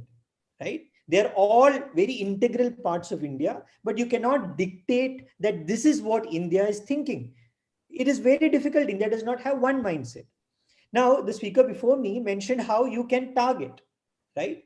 But this is where the bias will come in. Now, who's created the AI? The AI might not understand the sensibilities of people in other parts. Right? What you think, I'll give you a very good example. Like, in South India, like as soon as somebody comes in, you don't have that thing that, jaldi pani pila do. We don't have that, right? We will of course offer you water, but it's not like that's the first thing that happens, right? It happens a lot. I went to Punjab for my first job. I was working in Chandigarh, and I was surprised. Everybody is like, immediately they'll give you water, and okay, it's very good. I also realized that if you don't drink it, it's not supposed to be a good gesture. I didn't know it. No, I come from somewhere. I remember being shouted at because somebody in the newsroom called me Nandu, and I said ha. Ha ne hanji bolte hain, right? So these are sensibilities. These sensibilities will never be there when AI runs. Now I'll tell you why I'm saying this. Okay. So my first encounter with an AI is when I met somebody called Julio, who had come from Miami. We had some work with him. This is 2014. And he told me that, see, I have created a software where you just put in keywords. I hope all of you know what is keywords. You put in a few keywords and it will create a document of its own. It's an article. If you want, you can run it, right? Now, so we all knew about it. It was not really earth-shattering stuff. Then it was possible. We knew we didn't want to use it, right? So in 2018 is when I started the Bangla channel. And I got, as in the Bangla website of Indian Express, I got a lot of feedback in the initial days. Ki, guys, you're using Google Translate quite a lot. So then I checked with my editor there. The kids do at sometimes some phrases they will just translate. Therein lies a problem with AI. While it can do it, humans can identify that this has been done by AI, right? So as Ms. Kukreja mentioned earlier, a lot of content is being created using AI. You feed data points and it will create content. The problem with that content is that the content is good enough only for AI, not for human intelligence, right? So a lot of websites across the world want traffic, they want people to read. So every time, let's say a volcano happens in Indonesia and you want the story to go out in 2 minutes, a human writes it, it'll take maybe 10 minutes. So what they do is that they will put the keywords into a system and they will have a copy running. You have a lot of videos which are AI driven, right? The video, you'll open the video, you'll hear this computerized sound saying, aaj yahan pe aise, aise. But it's very mechanical. But the idea there is not for humans to consume. The idea is that it has to rank on Google or on YouTube, get me traffic, get me that ad view and make money. The problem with that is that humans are able to identify it. They might be fooled once or twice, but not more than that. They will not come back to your website or your content if you are using AI for it. Now, I talked about the regional biases and all, right? I was in Trivandrum a few years back, and in the central station of Trivandrum, which is a grand old structure, because which the Maharaja of Travancore made, amazing structure in the central part of Trivandrum, which is the prime property. And there are these huge hoardings by India's biggest bank. Huge hoardings by India's biggest. And I see people standing under it and laughing their heart out. What has happened? Some Hindi keyword, so half the half the ads are running in Hindi, which is written in English. So somebody thought that, Hindi to padna nahi aata hai Kerala mein logon ko, to English mein likh dete hain. But the message is in Hindi only, right? It is written in ye. Now, then they have also done a Google Translate on it, which has nothing to do with Malayalam. And people are laughing at it like, and Malayalis have this very weird sense of humor, right? Right. And half the words are things you don't want to, say in front of your parents and things like that, because somebody has just run Google Translate on it. So again, AI has been able to translate it. Does it make sense to humans? Of course not. And you have taken prime property to put up to and tell the world that, in this artificial intelligence world, we have decided to keep human intelligence away and just trust a computer. And maybe spend lakhs of rupees on it, and somebody's billed you, they have taken the money and gone. But what is the brand impact? Right? So when you talk about digital marketing, of course, all of this is here. So the way it has to be used with human validation. So of course, use it, use it to a certain extent, but then put a layer of human validation on top of it. Otherwise, at the end of the day, it is a soulless, mindless, heartless computer that is giving you that thing. Now, this is something that you have to keep in mind, that as technology processes, a lot of these opportunities will come. How to use it, you cannot lose your human element there. Now, where is AI being used, right? So again, I can't remember exactly, but somebody in the Silicon Valley told me that, see, AI's biggest use is not to take away human jobs, but to take human jobs to a higher level. So there are very mundane, very cumbersome, and not really great things that humans end up doing because they have to do it. A lot of these jobs can be taken by AI. Now, let us look at journalism, right? Let us say there are 5,000 listed companies in India, and you want to see market data for listed companies on a real-time basis. You might want, in the original world, humans will sit and write 200 words that this is okay, this went up, down, that kind of a thing. This entire thing can actually be done by AI because the text part of it does not change. Only the values change.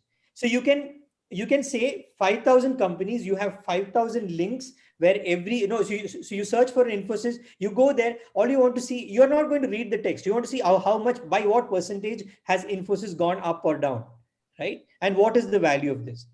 So this kind of AI driven content is automatically happening. I'll give you an example. We, for instance, on elections, Indian Express runs a lot of pages where we just, so you would search for, let us say, 1,000 lights constituency in Tamil Nadu, and you will see in 1,000 lights constituency, Khushbu Sundar is trailing by 1,000 votes, right? Now that is being pulled from the election commission side. The data is being pulled and being converted into text, which is where you can. So otherwise, to do, like in the last elections, we had about 880 constituencies on one day. How many people do you need to run that kind of a constituency level data? That can be outsourced to AI, which is fine, right? So you have to understand. So sports, for scoring of sports, for instance.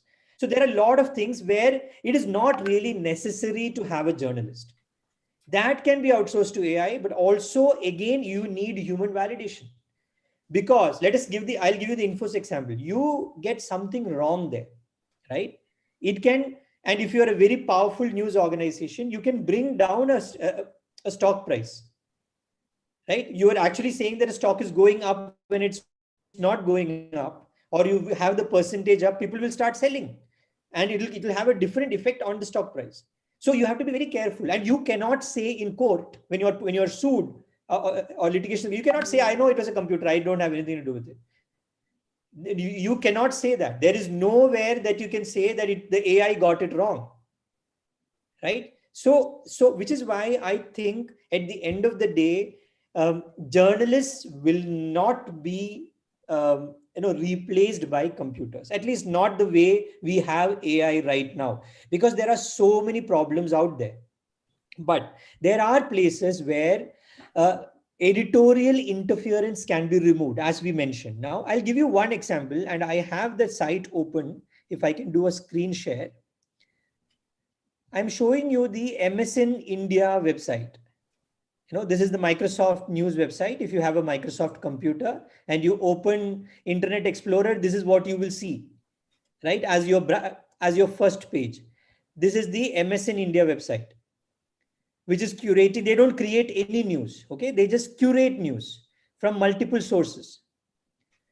Now look at this site, So what is interesting about what you see here, this is what we call the homepage in digital journalism, is that there are no human, we used to get this AVT tea in South India, and they had a very popular catchline saying untouched by human hands. So this website in a way is untouched by human hands, right? This is all AI driven. And as you know, Microsoft is one of the top companies when it comes to AI, right? So if they want, they can run this completely, based on customization, right? Customization is because when you're coming in, I know, let us say, like for Indian Express, I know, for instance, at any given point of time, how many people do I have from Bangalore, Hyderabad, New Delhi, Calcutta, like that, right? So if a person is coming from Bangalore, I can show him a Bangalore homepage. I don't have to show him, I have this conversation with my team, कि आम आदमी party का story को इतने ऊपर क्यों लिया है, right? because Delhi is not one of my top cities right now. Why would a person in Bangalore be bothered about Aam Aadmi Party launching a Mohalla clinic? No, right? And that is the problem with this top-down approach to news. So you can completely customize it. Now I'm talking about customizing for Bangalore. I can customize it for the user also, right? Because let us say I know this person has come to me before. I know he's this age. This is what he reads. Then the entire homepage can be customized to that person. This is what Facebook does with its timeline. Now, what is the problem of that? Whenever you outsource your judgment to an AI-driven algorithm, it creates bubbles. And what happens because of a bubble? A Donald Trump will happen because of a bubble. You know, the entire US ended up being in different bubbles where they did not get the full picture because they consumed the news primarily on social media in 2014, 15, and 16, right? So Donald Trump was able to use precision targeting, you know, and to show that people that as if there was nothing else happening in the world, right? This is what is happening, and that is the problem with AI. It is going to show you only what you like. Now, the example I give students elsewhere is that you are a Salman Khan fan. If you're and you just browse about Salman Khan in your Facebook, you will think the world has only one Khan. No, it is not true, right? There is Shah Rukh Khan and Amir Khan also. But they will be taken away from your timeline. And if you're not intelligent enough, you will think that only Salman Khan exists in the world. Salman Khan is the truth, right? Now, what you need to do in those situations is that AI, you also need, even you might not like Amir Khan, but you have to read about Amir Khan so that you send a signal to the AI that you want to know about the other things, right? So if you have a certain political ideology, and Facebook understands this is your political ideology, right, left, or center, it will show you only that. That is a problem, right? You will not listen to the other side. That is why AI is scary in a certain sense, right? In your old-fashioned world, if a timeline was set by an editor, they will try and balance it.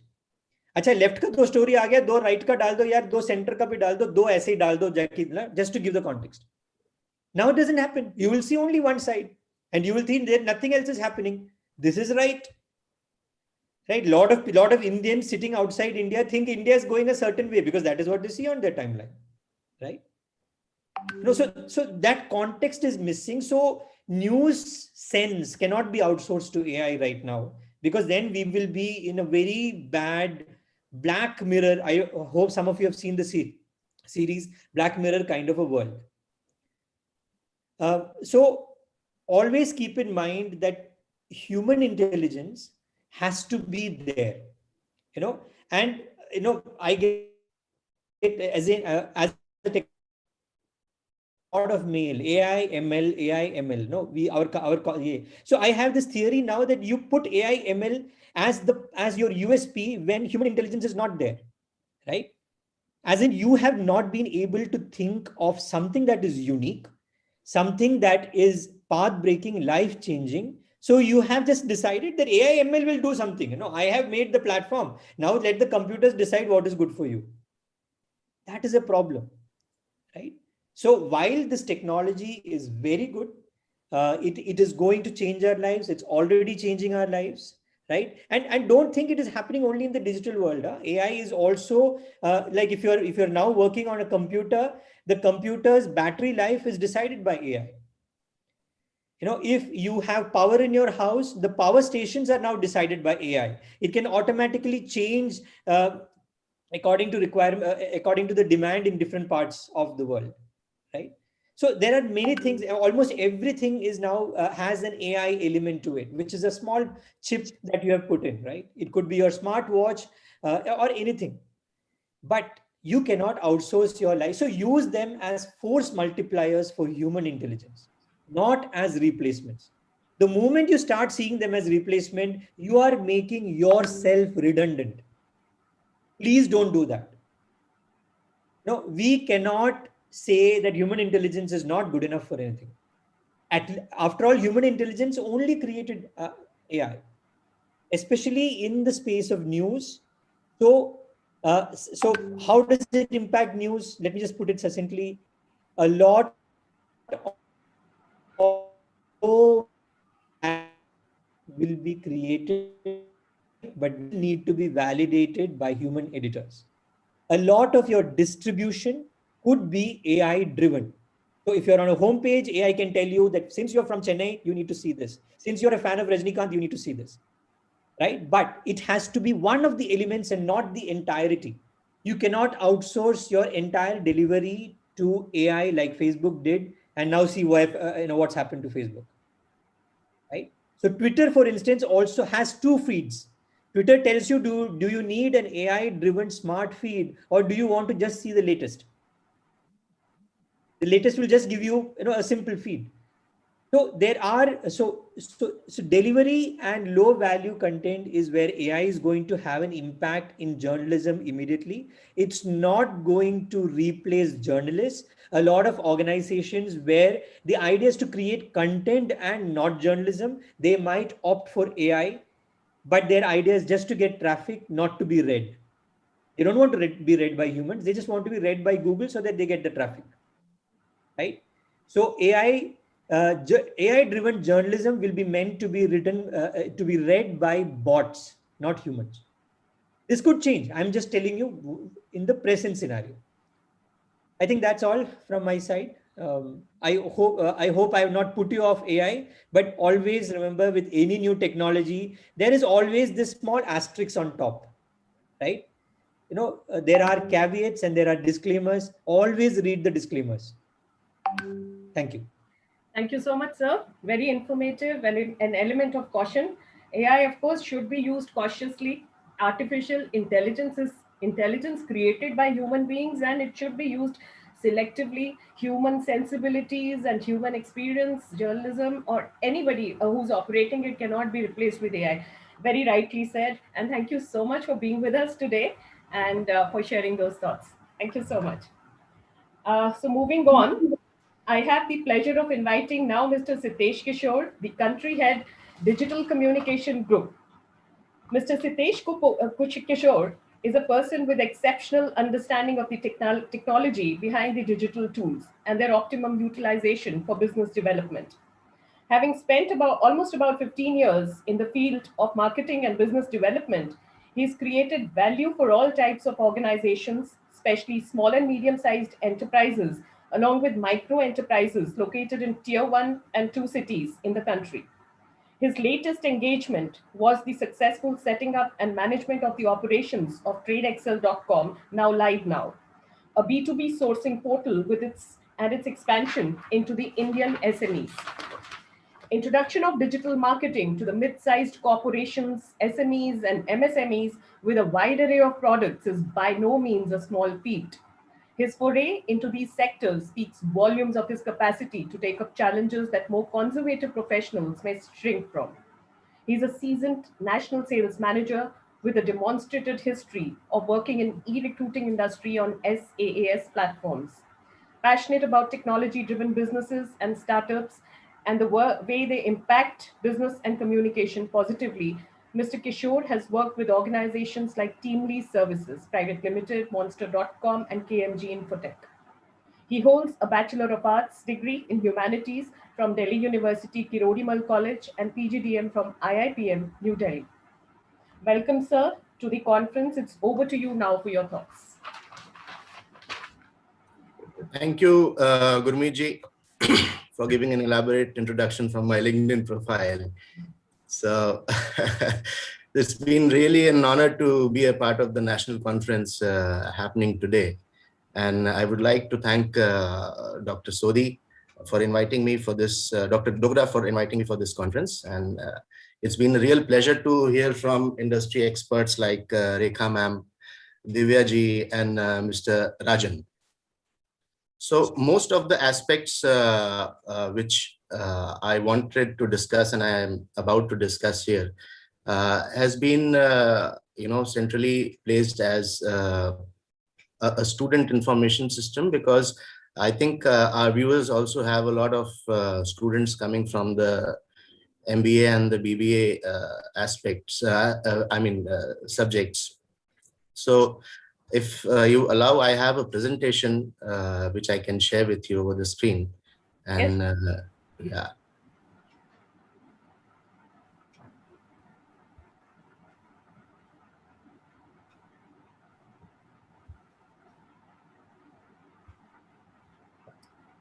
Can we see it now? Yes, yes, we can see it. Okay. So as most of the speakers talked about how artificial intelligence is shaping the day-to-day lives and how it is impacting the digital marketing domain. So I primarily, having more than 1.5 decades, precisely 18 years of experience in, in sales and marketing. I started with LG as a consumer. It's a consumer brand and a product marketing. So post that, I have worked with mostly services-driven companies. So Monster was one of them, which was basically, working on e-recruitment. So that was in year 2005. So at that time, the concept of e-recruitment was very new, and it had everything to do with how beautifully you can, make a product out of the services, because it was related to the recruitment industry. So there also, over a period of time, I mean, once I left Monster post 2010, we have seen a lot of AI implementation happening in the portal of, monster.com. So this is one aspect which I would like to cover here, because as I said that we have a lot of students who are listening to this conference. So I would like to talk about first what is basically artificial intelligence. So I'm sure a lot of people know about what artificial intelligence is all about, but I have tried to summarize it in my way, that machines displaying human-like intelligence or softwares based on the input data which we give, they provide reasonable and actionable answers as outputs to provide us with a real-time support in decision-making. That is what AI, I feel, is taking shape as mostly. So, and it dates back to year 1956. This has a reference of Gil Press, an article written in Forbes. So it is not a new thing which we are discussing, but yes, of lately, post 2009-10, it has gathered a lot of storm, and it has started showing its presence in day-to-day lives. So some of the current applications of artificial intelligence which we are seeing are rapidly seen in the e-commerce industry. In e-commerce industry, you can see that there are a lot of customer journey which is being impacted and shaped rather in a better way by using the AI tools. So I also can simply put it like that chatbots and virtual assistants on different platforms of e-commerce are also being widely used. So social media, as everybody has talked about, especially Divya has discussed in detail about how targeting and how personalization is achieved. So that effect we will see at a later stage of the presentation. So also in the transportation and logistics industry, with GPS navigation getting into the top of all the roads and all the nooks and corners, helping the drivers, the users, and also the end users, which is us. So that is also a type of AI which is being utilized by the transportation and logistics companies like Uber and Ola. So and also, yes, very rightly said by Rekha ma'am earlier, that healthcare industry is a very integral industry when it comes to AI implementation, when it comes to digital marketing of the healthcare sector. So with Ads Bazaar, we have done a lot of campaigns for healthcare sector, for education, and for also FMCG categories. So we have seen, I will maybe use some of the examples in my presentation at a later stage. So agriculture technology is also using a lot of AI, and automobile industries are also using a lot of AI for their production capabilities. So let's move ahead on what is artificial intelligence and how, what are the types. We'll see the types of artificial intelligence now. So more academically, I'm trying to put this across because a lot of students might not have an idea of what exactly AI does and how it is what are the different types of AI. So the most of the AI is divided into 4 parts. The first is reactive AI. The second one is limited memory AI. The third one is a theory of mind, and the fourth one is self-aware. So right now, currently, what we are seeing in day-to-day parlance, if we talk about Indian Railways, we must all have seen and experienced a sari-clad woman called Disha, and she's taking instructions from us, and she is giving us and helping us out to fine-tune our customer experience. So that is a part of limited memory AI. Now, reactive AI is what Rekha ma'am earlier mentioned in this conference today, that Garry Kasparov in 1997 was beaten by a computer for playing chess, and that was the first Deep Blue, IBM's Deep Blue, which achieved this feat. So that was the first use of a reactive AI. A reactive AI is an AI which has no memory at all, but it only works on preset rules and algorithms written on it to ensure that the number of strikes which another player is taking or another person is asking for, it is one step ahead. It's basically a combination of lot of algorithms which have been put across. So reactive AI is an AI which has seen its first case used in 1997, which is IBM's Deep Blue.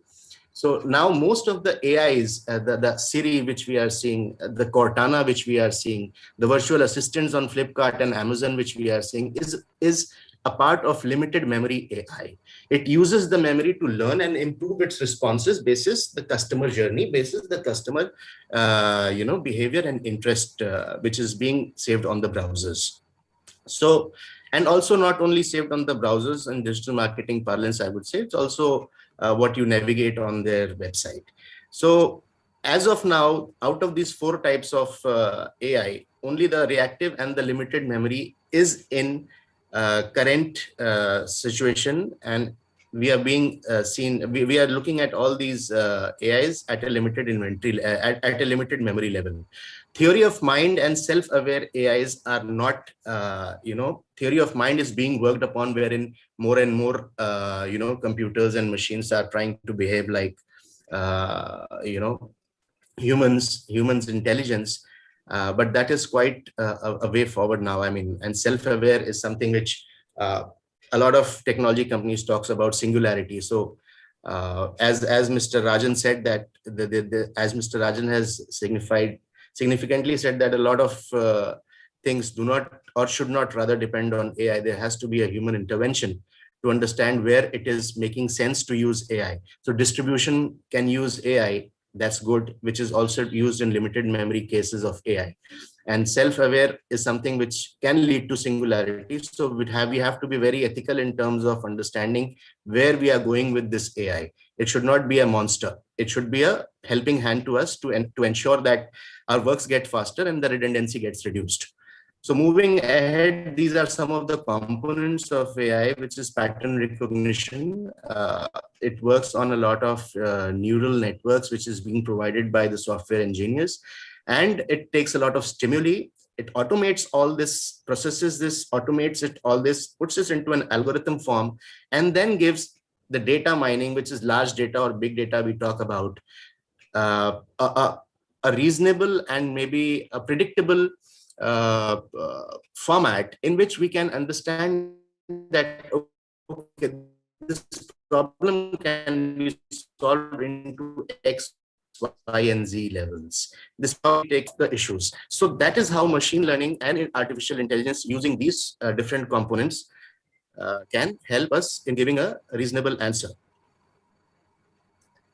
Now, when we are talking about artificial intelligence and we are talking about the uses in digital marketing, we should also know what is the current, this is especially for students, they should know what is the current penetration of internet in India, which is around 624 million, which is precisely 62 crore Indians are on the internet as on January 2021.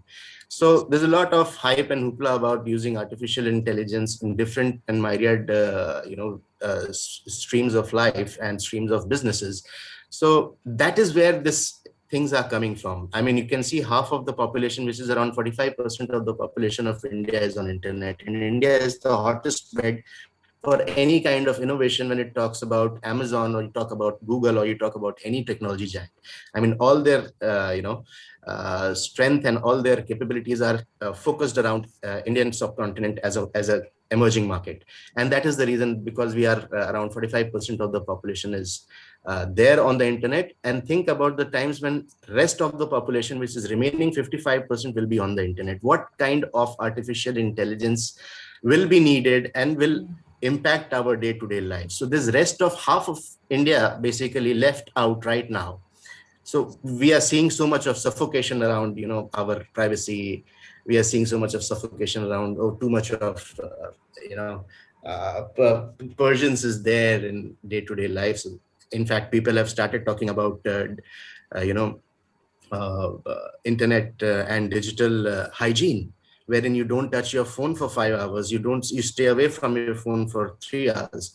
We tell our children not to have a lot of screen time, because as it is, pandemic has given a lot of screen time to all the students in India, maybe from a nursery class to a PG student, or anybody like us also. I mean, we've hardly seen offices in the last 15 months. So it's been working from home and having a lot of screen time. So what we are talking today is because of the kind of population which is there on the internet.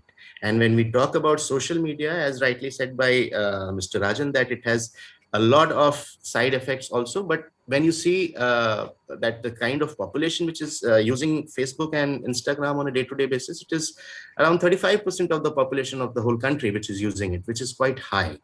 So, I mean, this was just for the statistics per se, because you can understand why AI is getting so much deeply rooted into digital marketing and why it is finding its way through it. So, as I mentioned earlier, these are our first experiences through chatbots, and that have responded to questions with preset responses, like chatbots from Disha, chatbots from Amazon and Flipkart. Instagram is using a lot of AI these days, and it is also helping them in getting more ROI in terms of their advertisements, in terms of affinity targeting.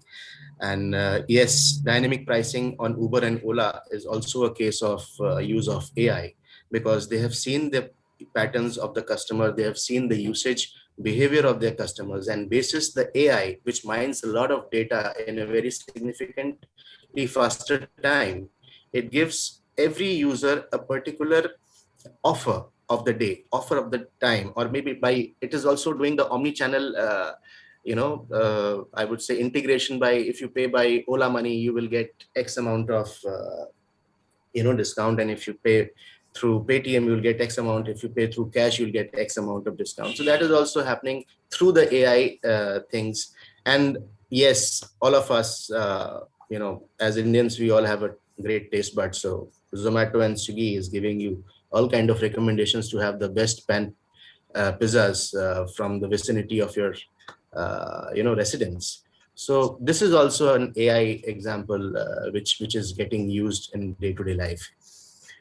So now I would like to talk about how Google basically is using a lot of AI in its ad managers to help the campaigns run efficiently. So earlier, when we used to have a campaign set for, suppose any of our clients, maybe suppose who's into an education industry, and they want to target the length and breadth of India. So we have to have a lot of iterations in a campaign. Every campaign used to take around 25 to 30 different steps to ensure that every target audience is being catered to in the kind of choices we have selected for the ad placements and for the targeting. But now automated bidding, which is a very important aspect of any paid ad campaign or any performance marketing campaign, automated bidding used by Google enables the marketers to tailor their ads, bids, the money which we are putting on each and every ad in a very smarter and a very peculiar fashion. It actually AI gauges how is the likelihood of any individual impression to lead it to a click or to lead it to a conversion. So for example, if I am having an automated bidding system at place which is used by Google, I do not need to change the bids on a day-to-day basis or on a maybe hourly basis, depending on what my competition is doing. Because as you understand that most of the ads which run on Google or Facebook is also taking a lot of cues from its competitors. So suppose if I'm working for an automated bidding situation right now, so I don't need to do that. So that's a redundant task which I as a campaign manager would not like to do all the time. So AI has very significantly helped the Google technologies to work on automated bidding. Now with automated biddings, it also gives a lot of online it also gives a lot of space to campaign managers to ensure that if somebody is looking for an offline visit on their stores, it actually distributes the content to the localized audience, and it gives different creatives all the time.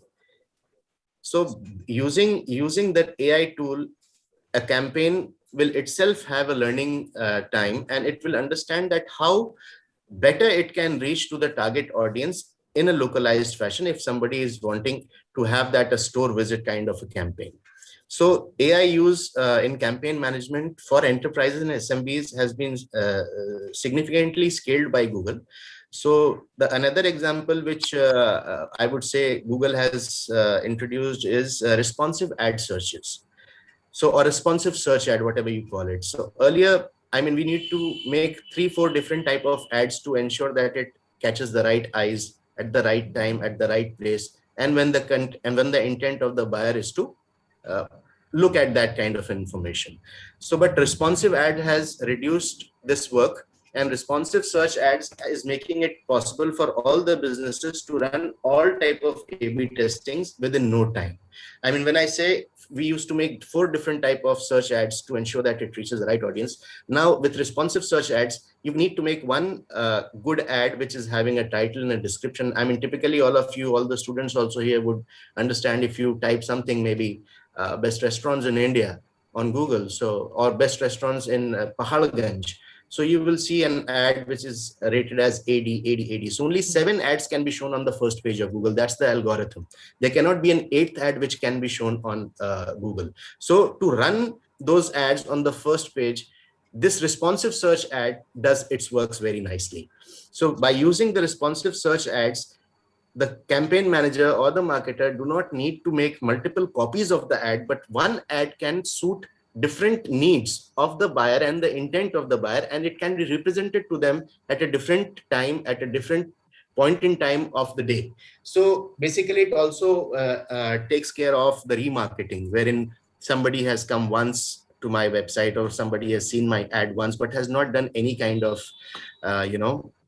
purchase or any kind of call to action which is required, maybe filling an inquiry form. So then if that person leaves my website and goes through different different platforms for doing something else on the internet, whenever he goes back to a GDN website, which is Google Display Network website, Google basically operates with more than 1 crore websites as partner websites to show it content on their properties. Now on an IRCTC, you must have seen a lot of banners coming in saying that this is an ICICI giving you a health plan, or this is Max Life Insurance giving you an XYZ. That is a part of GDN network, Google Display Network, which is also very much used by the AI algorithms. Where to place those ads, how to place those ads is very, very critical when it comes to AI usage. So using of responsive search ads has helped Google a lot to reduce time in terms of managing the campaign and giving better results as in terms of the ROI. So I'll move forward, and I say that how it has disrupted the digital marketing domain, AI. So I have covered most of the points. Basically, retargeting of audiences is very much possible by recognizing the behavioral analysis and pattern recognition and interest-based targeting.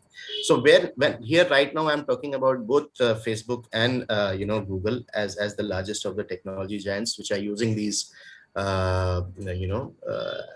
attributes in their ad managers to ensure that we get a better ROI.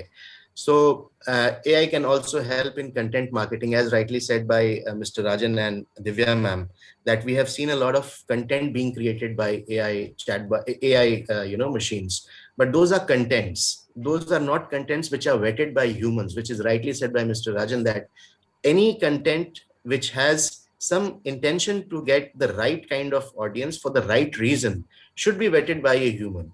So there sometimes, algorithms written on, artificial intelligence lack big time. So, but yes, this is just the tip of the iceberg we are discussing in terms of the AI penetration in our day-to-day lives. So I'm sure next decade or so, we'll see a lot of improvement there. So natural language processing is one aspect through which, the chatbots discusses with us, understands what we are talking.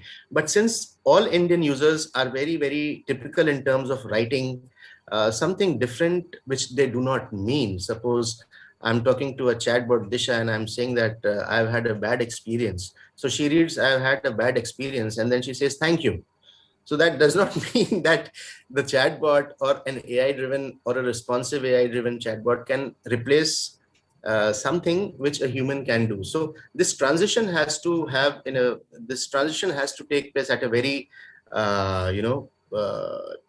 very good pace in terms of not changing the whole scenario, and let not people think that, okay, let me not talk to a chatbot or let me not talk to a chat, because the purpose of AI is to ease things, not to complicate things.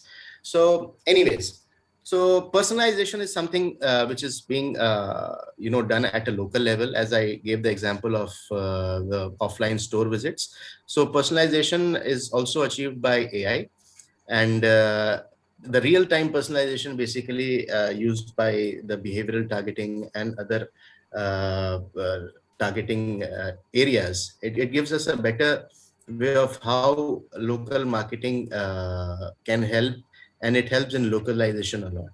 So AI is used there also. So some of the benefits of digital, some of the benefits which AI brings to digital marketing is predictive marketing, very extensively covered by Divya ji earlier. So I'll just put a gist wherein how predictive marketing is going to be an incredible tool for marketers, as it reduces processing time significantly using AI. So it results in basically better customer engagement.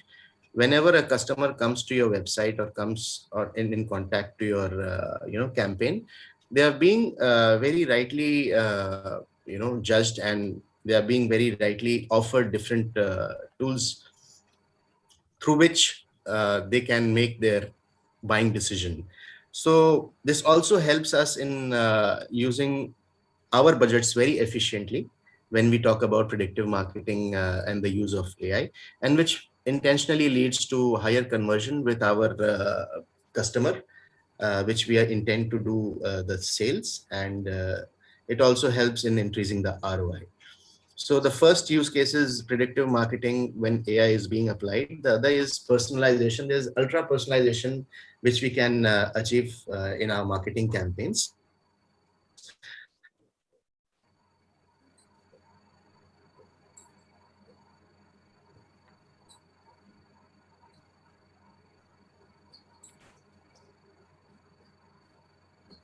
Earlier, I remember not very often, we used to have at least 1,000 people to make an audience. But now it is not required.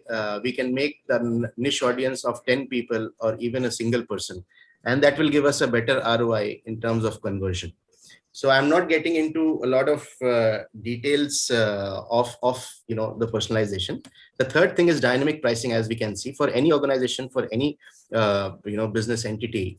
When we talk about whether it is an SMB or whether it is a MSME or whether it is a mid-sized corporate or the largest giants, what makes important is to get the pricing correct.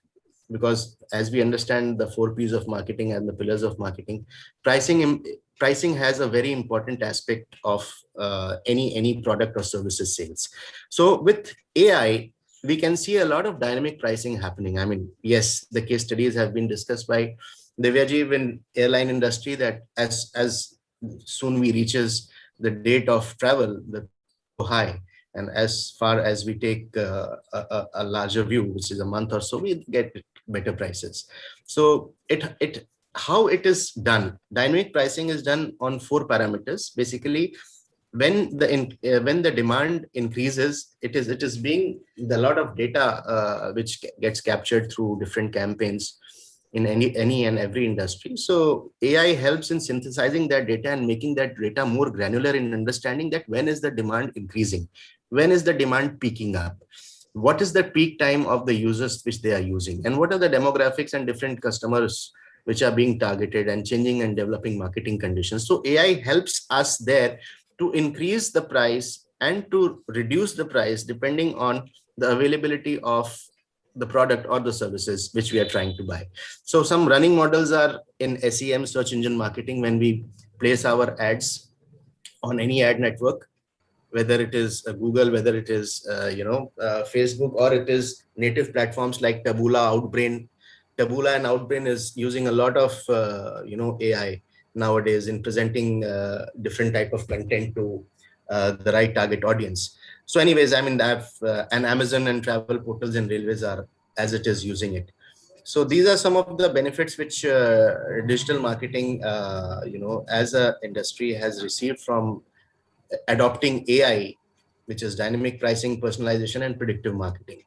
So some of the categories, I mean, if you see how Google basically takes a deep dive into our life on a day-to-day basis, that is how they have more than 135 different categories through which they are asking us that whether you are interested or not, where you're interested or not. This is a typical example of my profile, maybe from 35 to 44 years old, and I'm a male.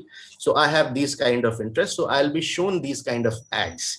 So this is basically the use of AI in segmenting me as a person who has an X, Y, and Z affinity in my browsing history.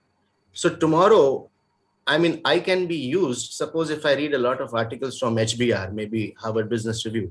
So tomorrow I'll get, articles from KMG. Tomorrow I'll get articles from different, reputed organizations, so that it becomes a natural instinct for me if I'm looking at articles on the internet. So I'll be served with different articles on the internet.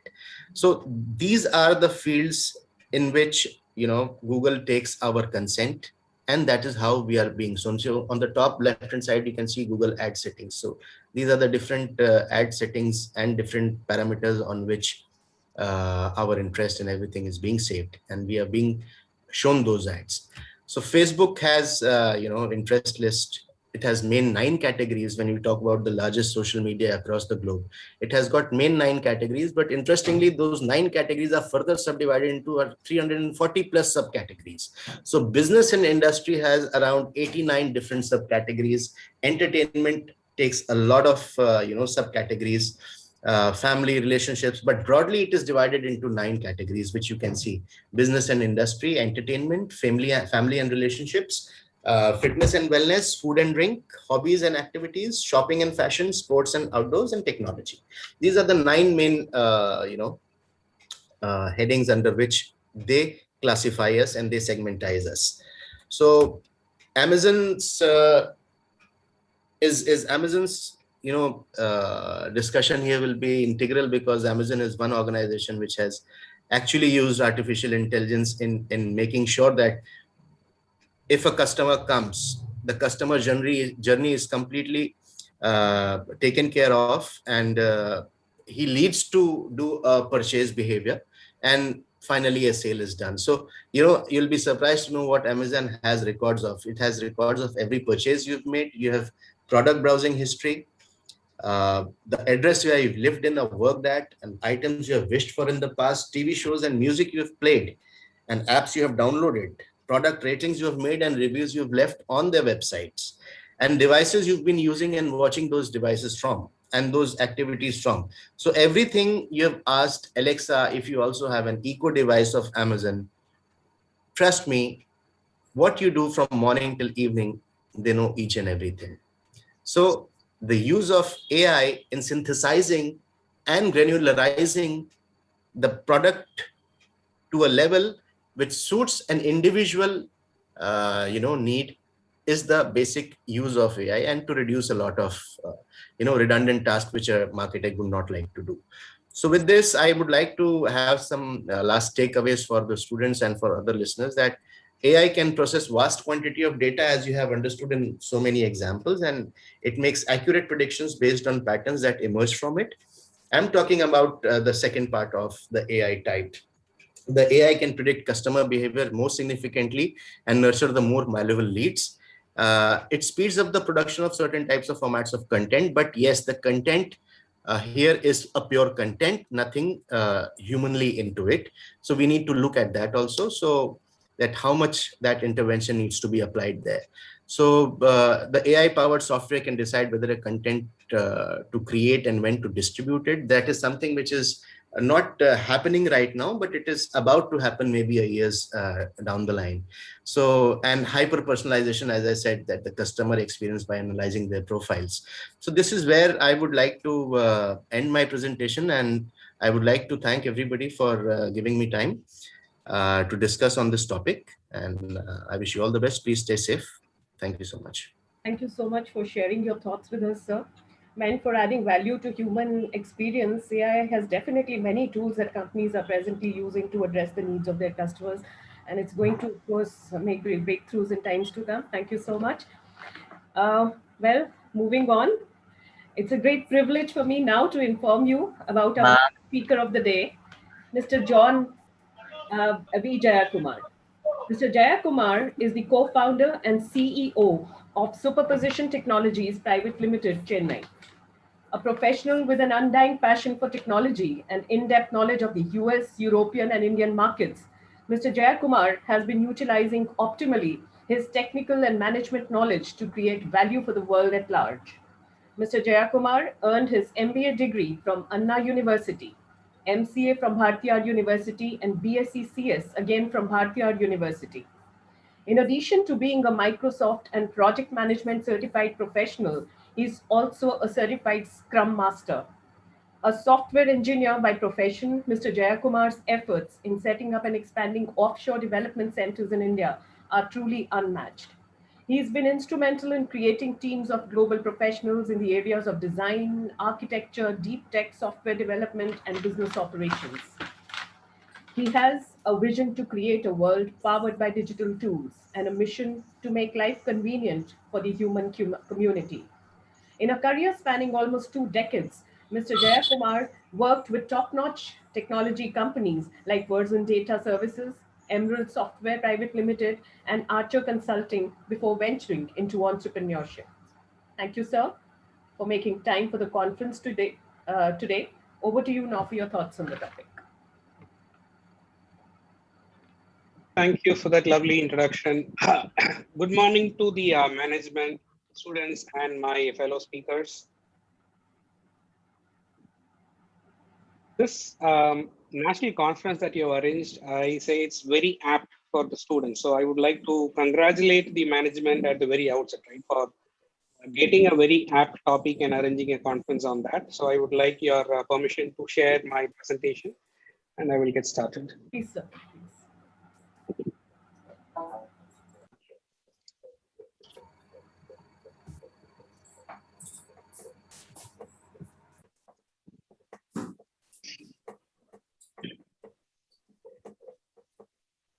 All right.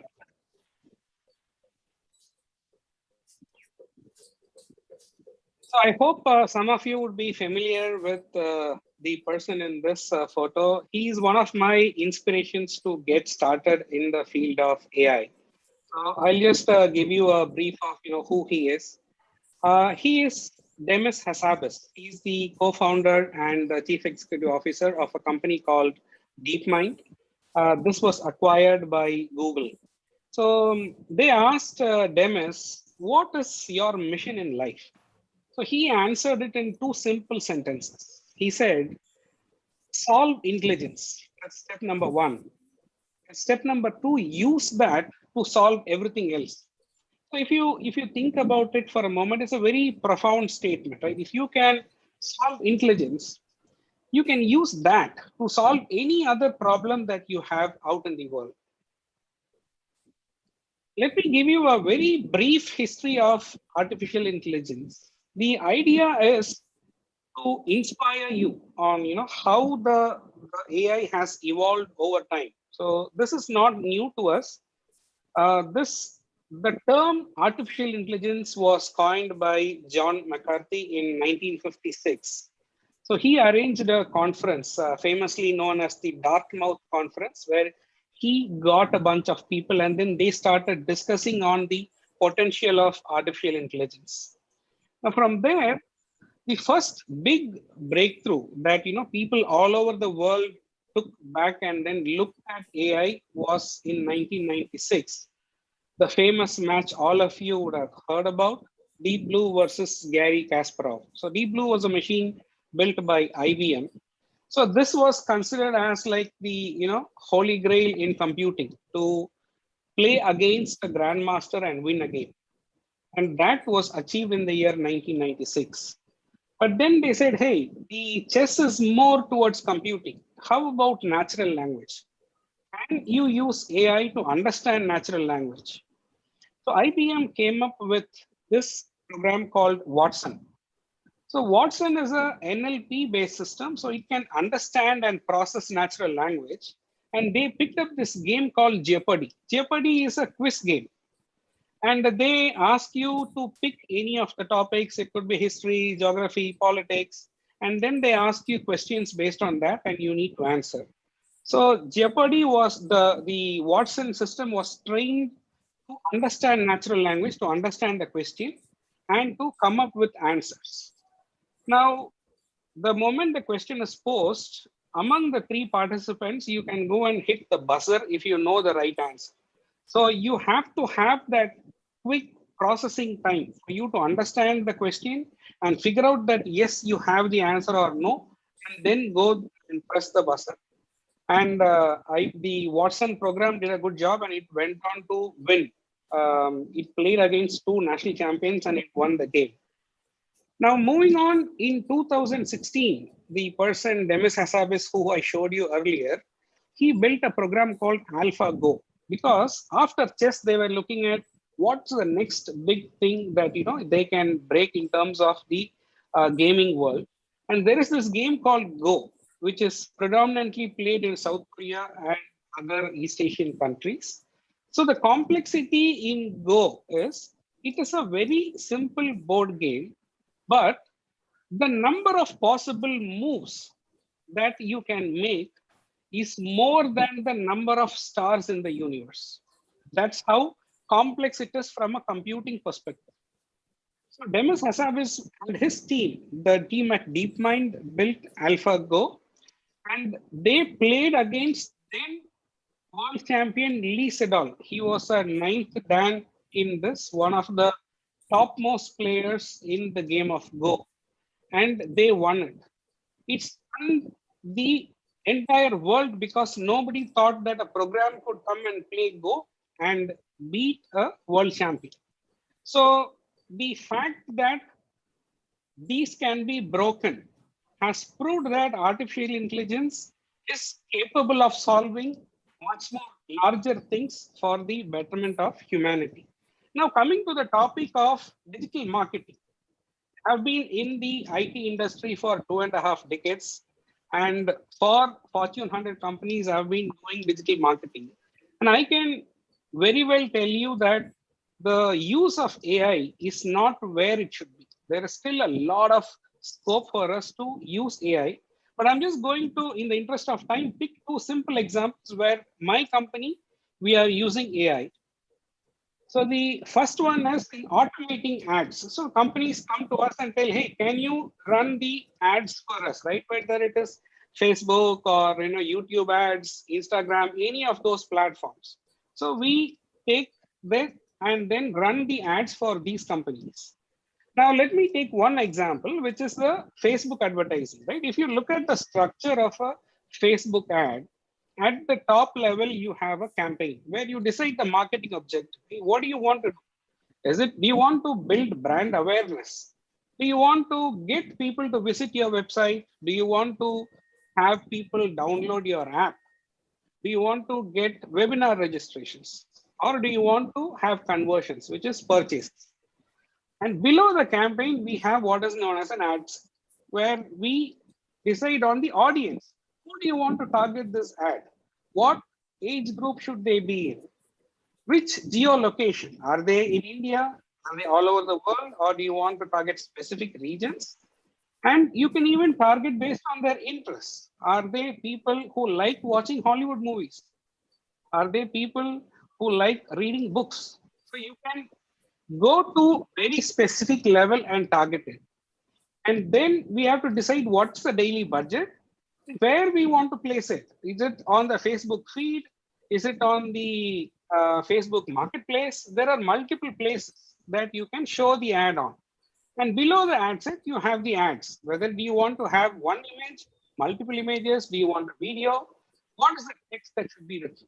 Now, for the person on my team to take up this order and then, set up this whole campaign, it might take them 2 to 3 days for setting this one ad up, writing the ad copy, and then, discussing with the client, getting their approval, getting the ad run. But today, with the help of AI, within 2 to 3 hours from the time they tell us, hey, this is what we want to do, we can get the ad up and running.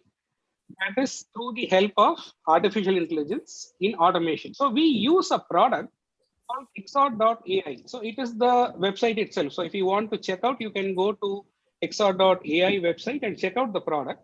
So we use this product to run our campaigns. So what it does is it asks us, hey, what is the industry in which you are running? So I say, yeah, this is retail. And I want to sell jute sarees. So this is a conversion objective. What it does is it does everything for me. It builds the ad. It has an interface with Facebook. It builds the assets, creates the images, it creates the ad copy. It decides what should be the audience, what is the budget. Within 2 hours, we can submit the ad for review to Facebook. That's the power of artificial intelligence. Now, moving on, let me give you one more example.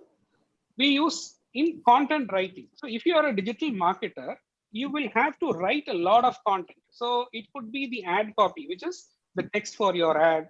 Or if you are building a website for your client, you need to write the content on the website. Or it could be that you are sending out marketing emails and you want the content for that. Or let's say you are creating a product on Amazon or any marketplace. You need a product listing, right? When you go to Amazon for a product, you see the description. That's the listing. You want to write a blog, which is an article which in turn tries to promote your product. Or you want to do an ebook, which you can, this is like a lead generation tactic where you create an ebook, give it for free, and ask people to give their emails.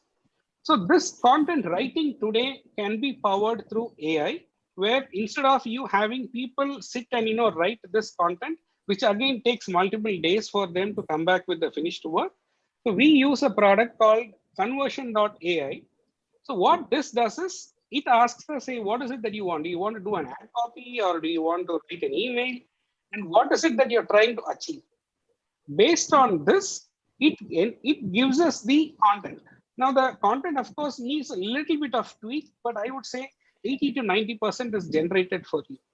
So these are very simple examples, but very powerful examples on how artificial intelligence is helping us as digital marketers to do our work easily, which, in terms of revenue, it is helping us generate more revenue because the time it takes for us to get the work done is cut down. And in terms of the customer satisfaction, it helps us with the speed in terms of turning it around for them rather than they waiting for 3 to 4 days. When they come to us within 2 to 3 hours, we are getting the ads up and running for them. So I'm sure it is too much for you to take as students in 1 half-a-day session. Even if you have not learned much from today's session, I think you should get inspired because many of you here, since you're in a management school, you would be wishing to become entrepreneurs in the future. So there are 2 ways you can do it. Either you can build a service-based company, like how we are doing it, right? And then identify these products. This will help you stand apart from the other companies and help, you set a mark. Or you can build a product company, which is even better, and look at these products, come up with better versions of these products, completely innovative products. You can make it really big. So the world is wide open. You don't have to depend on going to another company and getting a job. Think about entrepreneurship. Think about these avenues. Use them. You can definitely become successful in life. I would like to thank the management for this opportunity. Over to you. Thank you, sir. That was quite informative. And of course, entrepreneurship is the need of the hour, and many of our students must be even thinking of getting into this line now. Thank you so much once again for being with us. Well, we now come to the end of the conference today, and we had several enlightening sessions from our industry and corporate experts who have shared their views on many theme areas of the conference. Digital marketing and communication using AI is by all means a field with a bright future and holds great prospects for those who choose to take it up. I would now like to invite Ms. Preeti Surya, HOD Mass Communication Department, to take up questions from the audience and also propose a vote of thanks, and the questions would all be there in the chat box. Over to you, Preeti ma'am. Thank you, Gurmeet. The students are now invited to key in their questions in the chat box, along with their names and the departments they come from. Also clearly indicate the speaker your question is directed at. Ma'am, the chat box is disabled right now. All right. And why is that the case? All right, you can go ahead and shoot your question. Okay. So good afternoon, ma'am. Good afternoon, all of you. First, I would like to say that it was a marvelous presentation presented by Divya ma'am and Satish sir and John V. Jaya sir, and astonishing comparison between AI and human intelligence by Nand Gopal sir. So actually, I have a question like where we are lacking in artificial intelligence, and which skill do we need in artificial intelligence in marketing? Marketing is not my forte as such, so I think there are other speakers here who will exactly have a better idea about what skill you need from a marketing perspective. Like Divya ma'am. Rohit, yes. Again, the only philosophical answer I will give is that you are marketing to humans, so please keep that in mind. All right. So Rohit, your question is actually directed to Divya. Is that right? Ms. Yes, Divya? yes, ma'am. Yeah, Yes, right. ma'am. Thank you so much. Ms. Divya, did you hear the question? Can you repeat the question, Rohit, or can you put it in the chat box now? Okay, ma'am. I'll write it. Yes, thank you. Divya ma'am, are you there? Ms. Divya Kukreja, are you there? All right. Yes, I would now, the chat box is enabled, and I request all the students to put in their questions in the chat box. So we have a question by Paranjay, BWalk IT and Information Technology and SD. The question is for Divya ma'am, and she's not, I am not sure whether she's in at this point in time. I'm here. Yeah, she's here. Right. Okay, so the first question that comes your way is, how do we see artificial intelligence replacing human effort in coming 5 years, and in which sector? So I think it's going to take some time for it to replace a lot of human intelligence, as Rajgopalan sir said. But yes, we are finding as far as social media is concerned, there is a lot of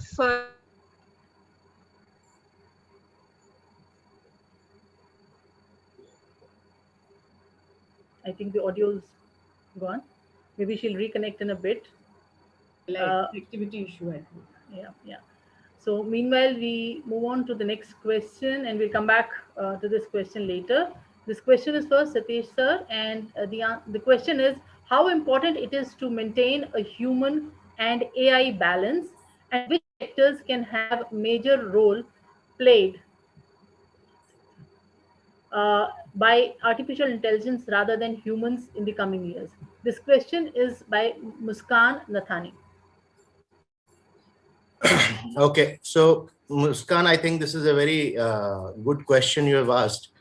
How important it is to maintain a human and AI balance. See, AI is something which is made by humans. AI do not make humans. So it's very important to understand what kind of feeds we are giving to the machine, to understand that they are complementing us, they are not replacing humans. First and foremost thing which we need to understand is that these systems, these softwares, these machine learning, deep learning are just made to help humans attain greater tasks at a faster pace with lesser processing time. So in no time, AI is going to replace humans in any of the fields I see, maybe not 5 years, 10 years down the line, 20 years down the line, because human intervention is critical and very, very important to making these machines work in a predictable way we want to.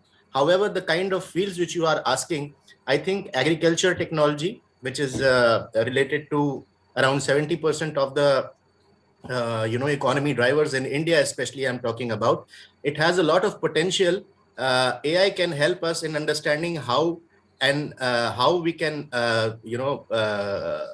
sow great crops in lesser time, and what is the kind of, the temperature which is conducive for any kind of crop, what is the kind of cultivation time which needs and required to be, judged before sowing the crops. So agriculture technology is one field and one area, I think, which can see a lot of AI intervention to reduce the redundant task done by our poor farmers who are not able to make decisions on their own on what to do. They rely on their own, years of experience in cultivation and in providing good crops to the society. And maybe now organic farming and inorganic farming, both of them have taken a lot of place. So subsequently, what we can see is that we are trying to reverse the things. Earlier, we went forward for a lot of inorganic things, but now organic is the buzzword. So how to create good organic food, good organic processes through which we can get better, crops to eat, which can help us in maintaining a good lifestyle, a good mental balance. I think AI will play a very important role in agriculture technology. Apart from agriculture technology, definitely digital marketing is one area which will see a lot of automation coming forward, but that will not reduce the number of people involved into making those campaigns. So interesting is to understand, as I said, as I would like to reiterate, that we are making those machines to work alongside us. Those machines will never be a replacement to our own intelligence, because human intelligence is incomparable. That's the gift of the God. So nowhere, I think in maybe 20 years of time, I don't see any replacement of human minds by these AI and the AI applications which are running around us. Thank you. Thank you, sir. The next question is from Mr. Rajan, and this comes from Shreya Bhatt of BMC. And what she's asking is, will use of AI limit human intervention in news processing? I don't think it will limit. It will take away the necessity of human intervention in all sorts of news processing. Let us put it that way. That a lot of places where, as Mr. Sitesh sir said, that it is actually human intervention is not needed. It is not. It is a lowly task for human intelligence. Right? There are a lot of tasks like that. In that, you don't have to waste humans on that. And I'm not saying that in a way that it's going to take away jobs. It is going to put humans to better use. Those mundane tasks are not good enough for a human. A computer can handle it. You don't need to put a human for that. Now, there are also places where human, intervention is not that easy. So we have big data. Big data is a problem because there is too much of data. Now, how do you find? It's actually like finding a needle in a haystack. But there are very critical data points out there, which if you put a human to look at that. So I'll give you an example. As Indian Express, I have 4 million readers coming in every day, right? Now, out of that, for me to identify reader sets is very, very difficult. So you will need AI on top of, for instance, you have tools like, it is called BI, for instance. There is a tool called BI, which is a very expensive software, which looks at your data and will give you these very interesting trends, which is humanly not visible. Or it will take you months or years to find that data because there is so much of data to glean through, right? And IBM Watson, for instance, does a great job of that. You give it a lot of trash data, it will pull out elements which were not visible to the human eye, literally. So even in journalism, see, journalism for many years did not bother about the reader. It was a very lecture kind of format. Like, I don't know what you guys are thinking right now, right? But I don't care. I'll keep on saying. So journalism used to be in this lecture format. Journalism in the digital era has changed. It is adept at understanding what the readers want and gives according to it. So AI will help us in a big way understanding the readers better and creating content that is more relevant to them, right? So relevance is of many things. It is of sex, it is of geography.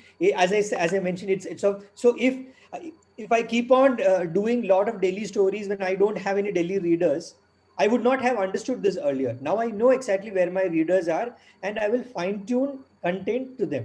So in all these things, AI will, as as I say, it's a force multiplier. It's not something that's going to limit you.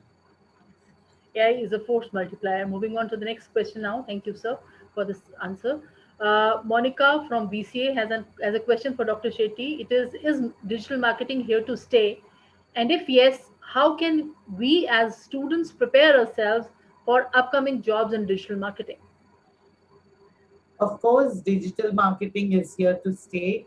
It's been there a long time, and now it is even more firmly placed that companies do not want to spend money on anybody who's not a prospective customer. They don't want to, for the research we had some years ago was to contact one customer. You need the cost of contacting one customer, let's say about 5 years ago, was 200 rupees just to contact that person. Now imagine wasting that 200 rupees in tens of thousands on people who are not at all interested in your product. So digital marketing is a person who is shooting at an exact target, not taking a shotgun and shooting everybody in sight. So definitely you have to get prepared for this. How do you get prepared for this? You should become much more conscious and try to understand what each message, who each message is intended for. Like you can't write a message, a letter, love letter to mankind. You can write a love letter to a particular person. Think of it like that. You can't write, you can't prepare a class for mankind. You have to prepare a class for a particular group of people, a particular age. Your teachers must be spending so much of time actually doing direct marketing, digital marketing, because after they take a class, it would be so much more effective if they sent you digital matter on that stuff. When you had time to think about it, maybe sessions should be, you have a class and then you have digital material going out to you. Then you have an open session where you can exchange questions and answers. I don't know. I think the very nature of communication with customers and improving the nature of communications depends on artificial intelligence and digital marketing. Don't think that only computers constitute artificial intelligence. You yourself can be a source of intelligence, which will be what the previous speaker just told us, Nandarajan said, it's human beings who train machines. AI is nothing but human beings training machines. So you get involved in the process of training machines, which can then help you progress. Just keep your eyes and ears open and get involved in actual projects. Get involved in actual projects to train machines. I'm sure teaching also, a lot of it can be trained into a machine, just like a chatbot. Just giving basic information can be definitely trained into a machine. After that, we can go into higher levels of teaching where, we are we are asked questions, where we sort of come up with new philosophies. So even everybody's work can become a lot more meaningful if we start understanding this whole concept of artificial intelligence. And digital marketing is nothing but communicating to the people who are listening to you. And customers can be anybody. It can be students.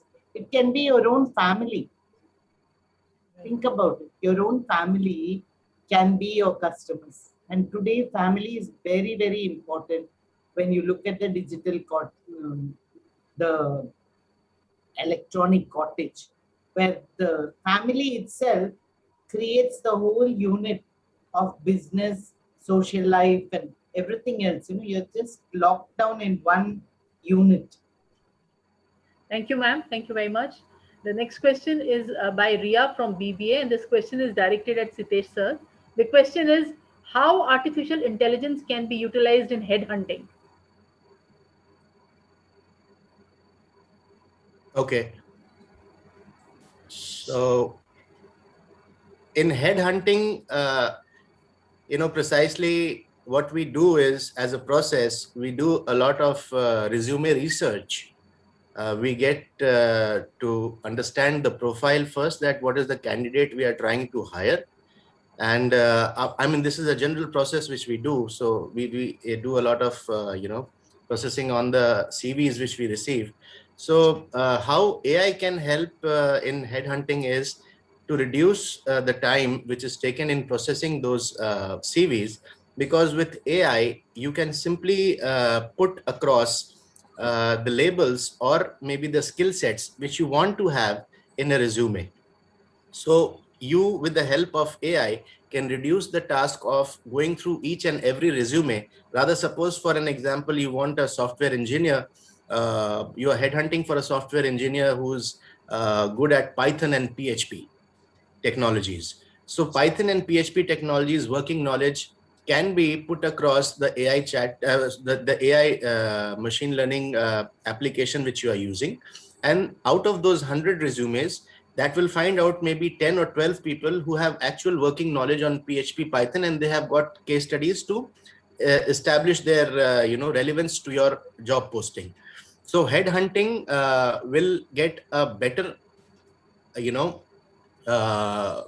idea. I mean, a headhunter will get a better idea. Out of 100 resumes, only 10-12 resumes are to be taken care of. And out of those 10-12 resumes, then again comes the part of human intervention, wherein the ML and AI has done its part of shortlisting those candidates which are relevant to your current profile, or which are relevant to your current headhunting assignment. So rest part has to be taken care by you as a headhunter, because human intervention cannot be completely exchanged or maybe replaced by the AIs or the AI chatbots. So that is how I think the work will get easier. Thank you, sir. Ms. Divya is back, I believe. Divya ma'am, are you back? She's back. Yeah, great. So I can get back to the question that the student from IT and SD has put up. Paranjay wants to know, ma'am, how do you see artificial intelligence replacing human effort in coming 5 years, and in which sector? So as I said, that as even Mr. Rajgopalan had said, that it is very difficult for, there is always going to be a layer which you need of human intervention. So it's like, like he rightly said, we in advertising, we also use the Google Translator, for example. So every time we do the Google Translator, whenever we put an ad, whether it is television or we have the newspaper, etc., we have to use it in multiple languages. But what we do is we use the Google Translator, and then we use actually experienced people in that language, whether the message is coming through or not. So at this point of time, to say human intervention will go away, in the coming years is very difficult to say. But yes, we have seen, there is actually, like Mr. Sitesh also said, there is a lot of work which is happening in AI. There is emotions being researched. There's mind being researched. IBM Watson, if you see, that's also can actually interpret human, the way humans can actually work. So that's why it's a better chatbot than the other chatbots. So I think we are gradually going over there, and it's only going to complement us. It is not going to be replacing us. The advantage that we get with AI is that we can handle a lot of data. The turnaround time is very less. So you have to use what best AI can offer for you, and then you have to apply your own mind, and then you have to do it. But yes, we are seeing a lot of it happening in social media, because social media has got majorly AI is using majorly AI in every possible way. Every day Facebook is introducing a new tool, whether it is photo tagging, whether it is. So I would not be able to reply in terms of sectors, that which sector it's going to be replacing. But yes, in terms of marketing, if I'm really seeing somewhere AI, maybe few years down the line, maybe it's going to be in social media, where I see a lot of change, where humans may just be may not get replaced, but yes, it can definitely, our intervention will go down. And I have another question for you. This is by from Divya of Information Technology. And what she wants to know is, what are your thoughts on ad blockers? How can it impact digital marketing in the future? Ad blockers. So yeah, obviously ad blockers are definitely going to, there's obviously everybody's using ad blockers. So, I also, when I use I see an ad and I wonder, if somebody's like skipping an ad. We have a lot of skips happening. We have a lot of people even blocking this thing. So yeah, obviously that's going to, that's where actually the revenue for anybody is coming in. So if it's a YouTube, you have to always think, because I've been in marketing, I always think, like, how will the channel make money, if you're really going to block them? Yes, obviously, in terms of revenue, it does have an impact on, any channel that's already, like a YouTube major revenue actually comes in from the ads that you're playing there. But yes, obviously, there you have the Netflix also, which is actually using, which is actually taking subscription. So if you don't want, ads to come in, then you'll have to pay for subscription. So either way, you have to pay for it, because there is no free lunches in this country or anywhere for that matter. Right. Thank you, ma'am. We have another question from Mr. Rajan. This is by Anuj, and he wants to. This is not directed at the artificial intelligence. He's saying, how and where can we see unbiased news? Interesting question. So see, news will always come with a bias, right? Because it is not created by computers. It is created by humans. And tell me one human who does not have a bias. Every human has a bias. So news will come with a bias. So which is why you need to understand what is closer to the truth, right? Because see, with anything, any truth, there can be two versions of it, right? Like, I had a history teacher who used to tell me, history is not what you see here. History is here, here, here, and here. There are 4-6 sides to history, but you will see only the one side. So the way I look at it is that always have multiple sources for news. Over time, you will start trusting news, right? So there is trust because you think they are truthful. There is also something called confirmation bias, right? You think in a certain way, Acha, this channel also thinks a certain way, they are good. No, that is not what I'm talking about. Trust is when you think these guys are the closest to the truth, right? And maybe you have multiple sources to say, again, as I told you about the algorithm, you need other sources to also get to understand the other side, right? Because there are different versions to truth. There is like, I always think it would have been so easy if you were a journalist in the US, because there are just two versions. There is the Republican version and the Democratic version. In India, like, you have no idea about how, because we are so multicultural, multi-regional, multi-religious, right? And we are thinking people. We have always been thinking people that if you look at our mythology, it is the argumentative Indian, which Amartya Sen said. We don't take truth. Because if you look at his mythology, there is no concept of truth per se. Truth is always subject to debate in Indian mythology. It is now that we are like, अच्छा वो ऐसे बोला वही होगा. नहीं. It is उसमें तर्क होता है. Truth के साथ it has to be debated. Then we might come at a consensus. And thousands of years ago, we used to have these conferences where we would debate what is truth. We have now become so simplistic. We are very simplistic. WhatsApp पे आया सही होगा, 4 लोगों को forward कर लेता हूँ. Right? Forwarded as received. Matlab, if you are in one group where I'm telling you about my personal experience, that is how I do it. I take courses on how to identify fake news and why you need to be here. If you see something that says forwarded as received, leave that group immediately, even if it is your family group and it has been sent by your mama. Right? Because what happens is that gradually this fake news starts, coming into you start losing the ability to differentiate, right?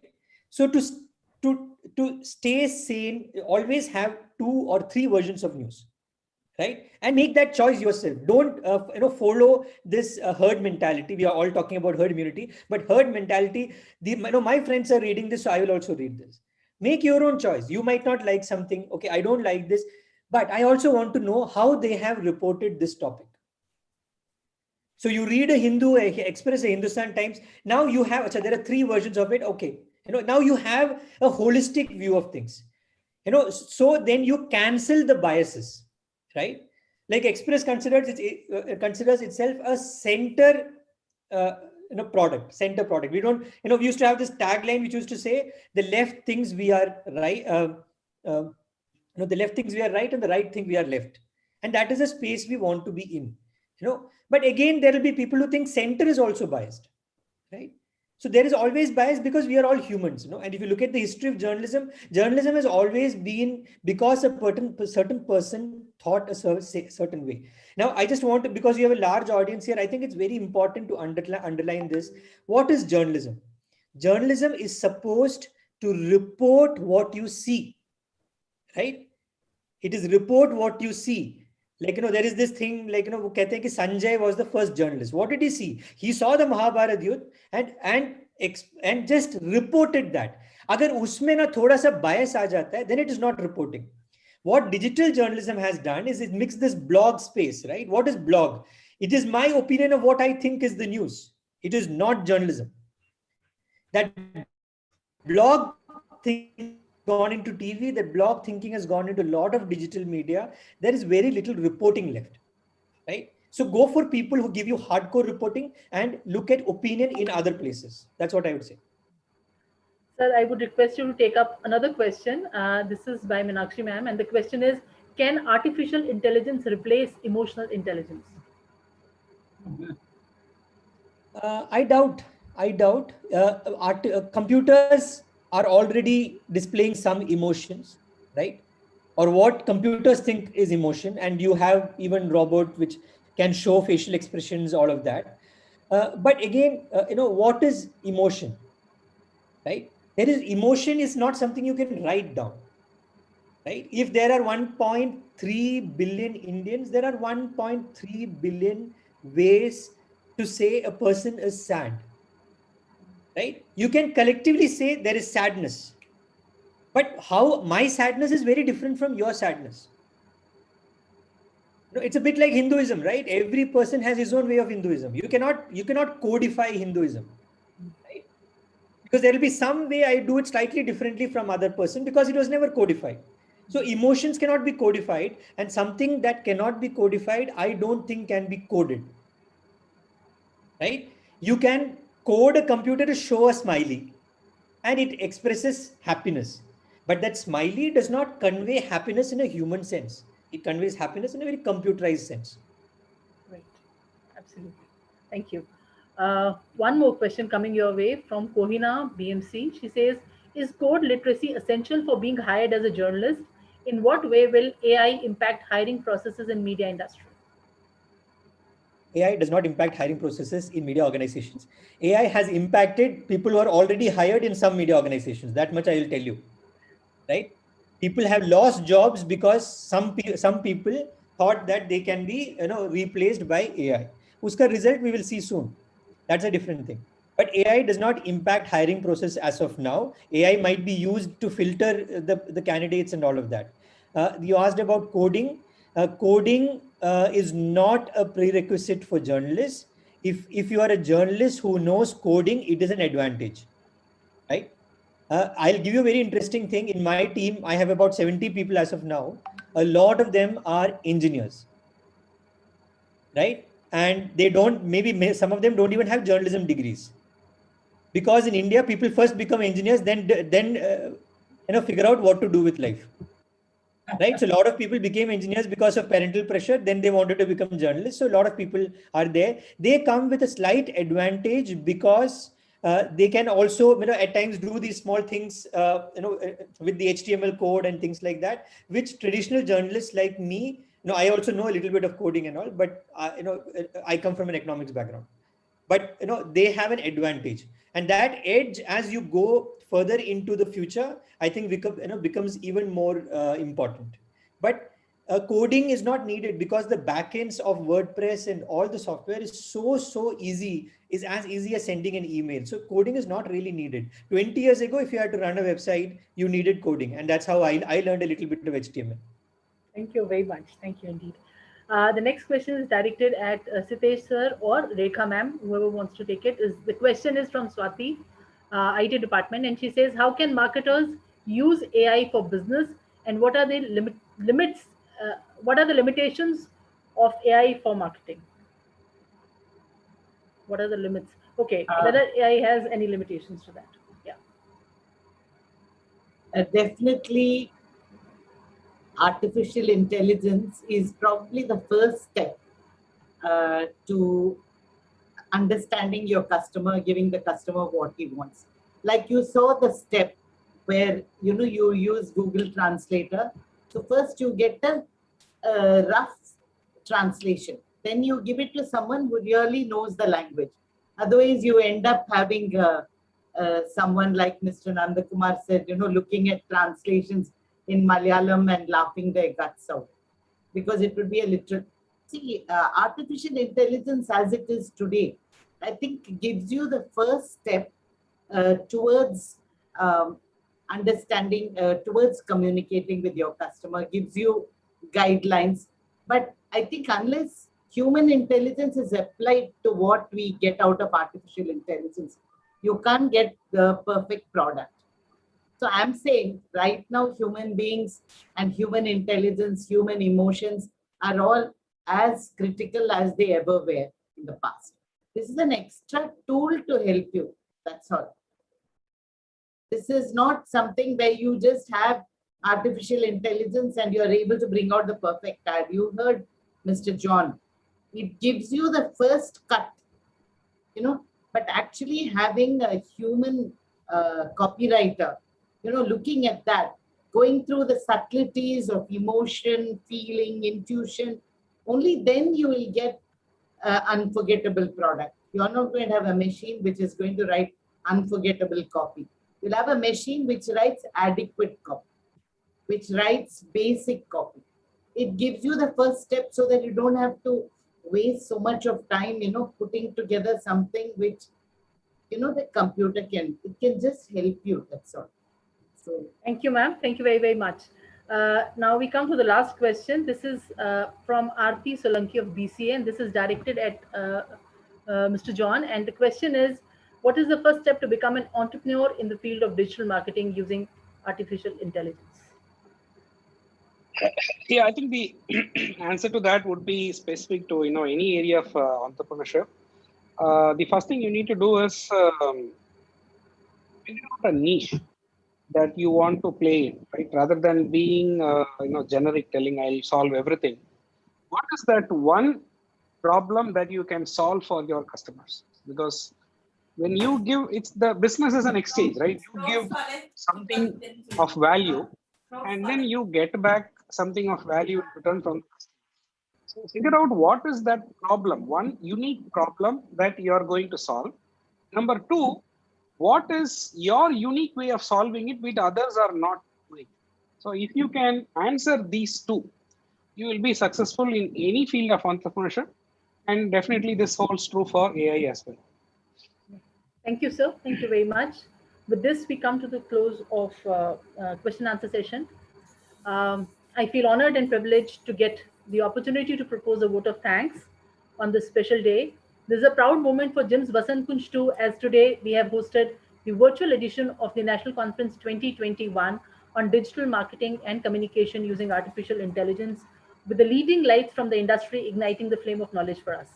On behalf of the JIMS group of institutions, I convey my regards and hearty thanks to our keynote speaker, Dr. Rekha Shetty, Managing Director, Pastar Distribution Network Limited.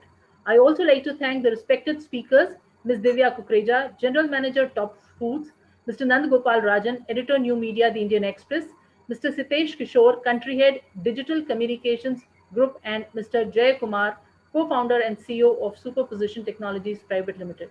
Dear speakers, we assure you that the valuable inputs that you have provided in the conference will go a long way in upgrading our curriculum and teaching strategies. As an institute of higher academic learning committed to excellence in management and professional education, our resolve to provide an outstanding human resource is further reinstated by your valued presence at this conference.